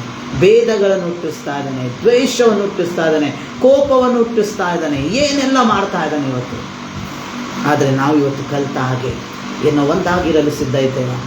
ನಾವು ಒಬ್ಬರೊಬ್ಬರು ಐಕ್ಯತೆಯಿಂದ ಇರಲು ಸಿದ್ಧರಾಗಿದ್ದೇವೆ. ನಾವು ಒಬ್ಬರಕ್ಕಿಂತ ಒಬ್ಬರು ಶ್ರೇಷ್ಠರೆಂಬುದಾಗಿ ಎನಿಸಿಕೊಂಡು ಕ್ರಿಸ್ತನ ಪ್ರೀತಿಯಲ್ಲಿ ಈ ಲೋಕಕ್ಕೆ ನಾವು ತೋರಿಸ್ತೇವೆ ನಾವು ನಿಜವಾಗಿ ಕ್ರಿಸ್ತನ ಶಿಷ್ಯರೆಂಬುದಾಗಿ. ಇವತ್ತು ಈ ವಾಕ್ಯ ನಮಗೆ ಕಲಿಸ್ತಾ ಇದೆ. ಹಾಗಾದರೆ ಇವತ್ತು ನಾವು ನನ್ನಲ್ಲಿ ನನಗೆ ಒಂದು ಪ್ರಶ್ನೆ ಬರಬೇಕು, ಇನ್ನು ಮುಂದೆ ನಾನು ಹೇಗೆ ಬದುಕಬೇಕು, ಇನ್ನು ಮುಂದೆ ನಾನು ಹೇಗೆ ನಡ್ಕೊಳ್ಳಬೇಕು. ನಾನು ನಿಜವಾಗಿ ಈ ಸ್ವಭಾವ, ಕ್ರಿಸ್ತನಲ್ಲಿರುವಂಥ ಈ ಸ್ವಭಾವ, ಕ್ರಿಸ್ತನು ಬಯಸುತ್ತಾ ಇದ್ದಾನೆ ನಾವು ನೀವು ಒಂದಾಗಿರಬೇಕೆಂಬುದಾಗಿ. ಹಾಗೆ ನಾನು ನೀನು ಒಂದಾಗಿರಲು ಸಿದ್ಧ ಇದ್ದೇವೆ, ಹಾಗೆ ನಾನು ನೀನು ಒಂದಾಗಿ ನಡೆಯಲು ಸಿದ್ಧ ಇದ್ದೇವೆ, ಹಾಗೆ ನಾವು ಒಂದಾಗಿ ಕರ್ತನ ರಾಜ್ಯಗೋಸ್ಕರ ಕೆಲಸಗಳನ್ನು ಮಾಡಲು ಸಿದ್ಧ ಇದ್ದೇವೆ. ಇವತ್ತು ನಿಜವಾಗಿ ಆವಾಗಲೇ ನಮ್ಮ ಸಭೆಯು, ನಮ್ಮ ಕುಟುಂಬಗಳು, ನಮ್ಮ ಸಂಬಂಧಗಳು ಆಶೀರ್ವಾದದಿಂದ ಇರುವಂಥದ್ದಾಗಿದೆ. ಇವತ್ತು ನಾವು ನಿಜವಾದ ಆಶೀರ್ವಾದ ಎಲ್ಲಿದೆ ಅಂದರೆ ನಾವು ಒಂದಾಗಿರಬೇಕು. ನಮ್ಮೆಲ್ಲರಿಗೆ ಒಂದು ಕತೆ ಗೊತ್ತಿರಬೇಕಲ್ಲ, ಸ್ಕೂಲಲ್ಲಿ ನಮಗೆಲ್ಲರಿಗೆ ಕಲಿಸಿರುವಂಥ ಪಾಠ ಕೋಲಲ್ಲ. ಒಂದೇ ಕೋಲಿದ್ರೆ ಏನಾಗ್ತದೆ, ಬೇಗ ಮುರಿತದೆ. ಆದರೆ ಆ ಕೋಲು ಏನಾದರೆ ಒಂದು ಬಂಚ್ ಆಗಿದ್ದರೆ ಅದನ್ನು ಮುರಿಯೋಕ್ಕಾಗಲ್ಲ. ಇವತ್ತು ಸೈತಾನ್ ನಮ್ಮನ್ನು ಅದೇ ಪ್ಲ್ಯಾನ್ ಮಾಡ್ತಾ ಇದ್ದಾನೆ, ಒಂದೊಂದಾಗಿ ನಮ್ಮನ್ನು ಸಪ್ರೇಟ್ ಮಾಡ್ತಾರೆ. ನೋಡಿ, ಯಾವತ್ತು ನಾವು ಸಪ್ರೇಟ್ ಆಗ್ತೀವಿ ಆ ದಿನ ಲಕ್ಷ್ಯ ಇಡ್ರಿ, ಸಭೆಯಿಂದ ದೂರ ಆದಿರ, ಕ್ರಿಸ್ತನ ಪ್ರೀತಿಯಿಂದ ದೂರ ಆದರೆ ಖಂಡಿತ ಸೈತಾನ ನಿಮ್ಮ ಜೀವಿತದಲ್ಲಿ ಆಟ ಆಡ್ತಾನೆ. ನಿಮ್ಮನ್ನು ಇಂಥ ಭಯಂಕರವಾದಂಥ ಪರಿಸ್ಥಿತಿಯಲ್ಲಿ ಕಂಡುಕೊಂಡು ಹೋಗ್ತಾನೆ. ಯಾಕಂದರೆ ಅದು ಅಂತಾರೆ, ಒಂದು ಅಖಿಲಪ್ಪನ್ ಶೈತಾನ್ಕು ಖಾಲಿ ಶೈತಾನಿ ಅಂತ, ಅಂದರೆ ಖಾಲಿ ದಿಮಾಗ್ ಶೈತಾನ್ का घर होता है. ಅಂದರೆ ನೀವು ಒಬ್ಬೊಟ್ಟಿರಾಗ್ತೀರಿ, ನಿಮ್ಮ ಮನಸ್ಸು ಎಲ್ಲಿರ್ತದೆ ಏನು ಗೊತ್ತಿಲ್ಲ, ಅದನ್ನು ನಿಮ್ಮನ್ನು ಉಪಯೋಗ ಮಾಡಿಬಿಡ್ತಾನೆ, ನಿಮ್ಮನ್ನು ಭಯಂಕರವಾಗಿ ಉಪಯೋಗ ಮಾಡ್ತಾನೆ. ಆದರೆ ಇವತ್ತು ಸಮಯವಿದೆ, ನಾವು ಐಕ್ಯತೆಯಿಂದ ಇರೋಣ, ನಾವು ಒಂದಾಗಿರೋಣ. ಯಾಕಂದರೆ ಇದು ಮನುಷ್ಯರ ಆಲೋಚನೆ ಅಲ್ಲ, ದೇವರ ವಾಕ್ಯ ನಮಗೆ ಇವತ್ತು ಕಲಿಸಿಕೊಡ್ತಾರೆ. ಯೇಸು ಸ್ವಾಮಿಯ ಪ್ರಾರ್ಥನೆ ತನ್ನ ಶಿಷ್ಯರಿಗೋಸ್ಕರ, ಇವತ್ತು ನಿಮಗೋಸ್ಕರ ಕೂಡ ಆತನ ಅದೇ ಪ್ರಾರ್ಥನೆ ಮಾಡ್ತಾ ಇದ್ದಾನೆ. ದೇವ, ನನ್ನ ಸಭೆ ಇವತ್ತು ನನ್ನ ಜನರೆಂದು ಕೂಡಿ ಬರ್ತಾ ಇದ್ದಾರೆ, ಆದರೆ ಇವರಲ್ಲಿ ನನ್ನಲ್ಲಿರುವಂಥ ಪ್ರೀತಿ ಇಲ್ಲ. ಇವರೊಬ್ಬರನ್ನೊಬ್ಬರು ನೋಡಿದರೆ ಸಹಿಸ್ಕೊಳ್ತಾ ಇಲ್ಲ, ಒಬ್ಬರನ್ನೊಬ್ಬರು ನೋಡಿದರೆ ಪ್ರೀತಿ ಮಾಡ್ತಾ ಇಲ್ಲ, ಸುಮ್ಮನೆ ತೋರಿಸುವಿಕೆ ರೀತಿಯಲ್ಲಿ ನಡೆದುಕೊಳ್ತಾ ಇದ್ದಾರೆ. ಆದರೆ ಮನಸ್ಸಿನಲ್ಲಿ ದ್ವೇಷ ಇದೆ, ಮನಸ್ಸಿನಲ್ಲಿ ಕಪಟ ಇದೆ, ಮನಸ್ಸಿನಲ್ಲಿ ವಂಚನೆ ಇದೆ. ಜನರಿಗೆ ತೋರಿಸ್ತಾರೆ, ಒಬ್ಬರಿಗೊಬ್ಬರು ತೋರಿಸ್ತಾರೆ. ಯಾರು ಚಲೋ ಬಟ್ಟೆ ಹಾಕೊಂತಾರೆ ಅಂಥವ್ರಿಗೆ ಒಳ್ಳೆ ರಿಸ್ಪಾನ್ಸ್ ಮಾಡ್ತಾರೆ, ಯಾರು ಚಲೋ ಕಾಣಿಕೆಗಳನ್ನು ಕೊಡ್ತಾರೆ ಅಂಥವ್ರ ಬಗ್ಗೆ ಕಾಳಜಿ ಇಡ್ತಾರೆ, ಯಾರು ಚಲೋ ಇದು ಮಾಡ್ತಾರೆ ಅಂಥವ್ರನ್ನ ನೋಡ್ಕೊತಾರೆ. ಆದರೆ ಎಷ್ಟು ಮತಭೇದಗಳಿದ್ದಾವೆ ಇವತ್ತು, ಎಷ್ಟು ಅಭ್ಯಂತರಗಳಿದ್ದಾವೆ ಎಂಬುದಾಗಿ ದೇವರಲ್ಲಿ ಆ ಸಿಂಹಾಸನದಲ್ಲಿ ಕುಂತು ಯೋಚಿಸ್ತಿರಬಹುದು. ಆದರೆ ಇವತ್ತು ನಿಜವಾಗಿ ಉತ್ತಮವಾದಂಥ ಸಂದೇಶ ನಮಗೆ ದೇವರು ಕೊಟ್ಟಿದ್ದಾರೆ. ಇನ್ನು ಮುಂದೆ ನಮ್ಮ ಸಭೆ ಹೇಗಿರಬೇಕಂದ್ರೆ ಒಂದಾಗಿರೋಣ, ಕ್ರಿಸ್ತನಲ್ಲಿ ಒಂದಾಗಿರೋಣ. ಇದು ಕೇವಲ ಈ ಸಭೆಗೆ ಮಾತ್ರ ಅಲ್ಲ, ಇವತ್ತು ಯಾರ್ಯಾರು ಇದನ್ನು ಕೇಳಿದ್ದಾರೆ ಆ ಪ್ರತಿಯೊಬ್ಬರು ಕೂಡ ಅವರ ಕುಟುಂಬ ಜೀವಿತದಲ್ಲಿ ಅವರು ದೂರವಾಗಿದ್ದಾರೆ, ತಮ್ಮ ಸಂಬಂಧಗಳಲ್ಲಿ ಅವರು ದೂರವಾಗಿದ್ದಾರೆ, ಅವರು ಒಂದಾಗಿ ಬರಬೇಕು. ಅವರು ಸಭೆಯಿಂದ ದೂರವಾಗಿದ್ದಾರೆ, ಸಭೆಯ ಕಾರ್ಯಗಳಿಂದ ದೂರವಾಗಿದ್ದಾರೆ, ಸಭೆಗೆ ತಿರುಗಿ ಒಂದಾಗಬೇಕು. ಕ್ರಿಸ್ತನ ಪ್ರೀತಿಯಲ್ಲಿ ಒಂದಾಗಿದ್ದರೆ ನಿಜವಾಗಿ ನಾವು ಮೊದಲನೇ ಪೇತ್ರ 3ನೇ ಅಧ್ಯಾಯ 9ನೇ ವಚನದಲ್ಲಿ ಹೇಳಿದ ಹಾಗೆ ನಾವು ಸಕಲ ಆಶೀರ್ವಾದಕ್ಕೆ ಬಾಧ್ಯರಾಗುತ್ತೇವೆ. ಹಾಲೆಲೂಯಾ.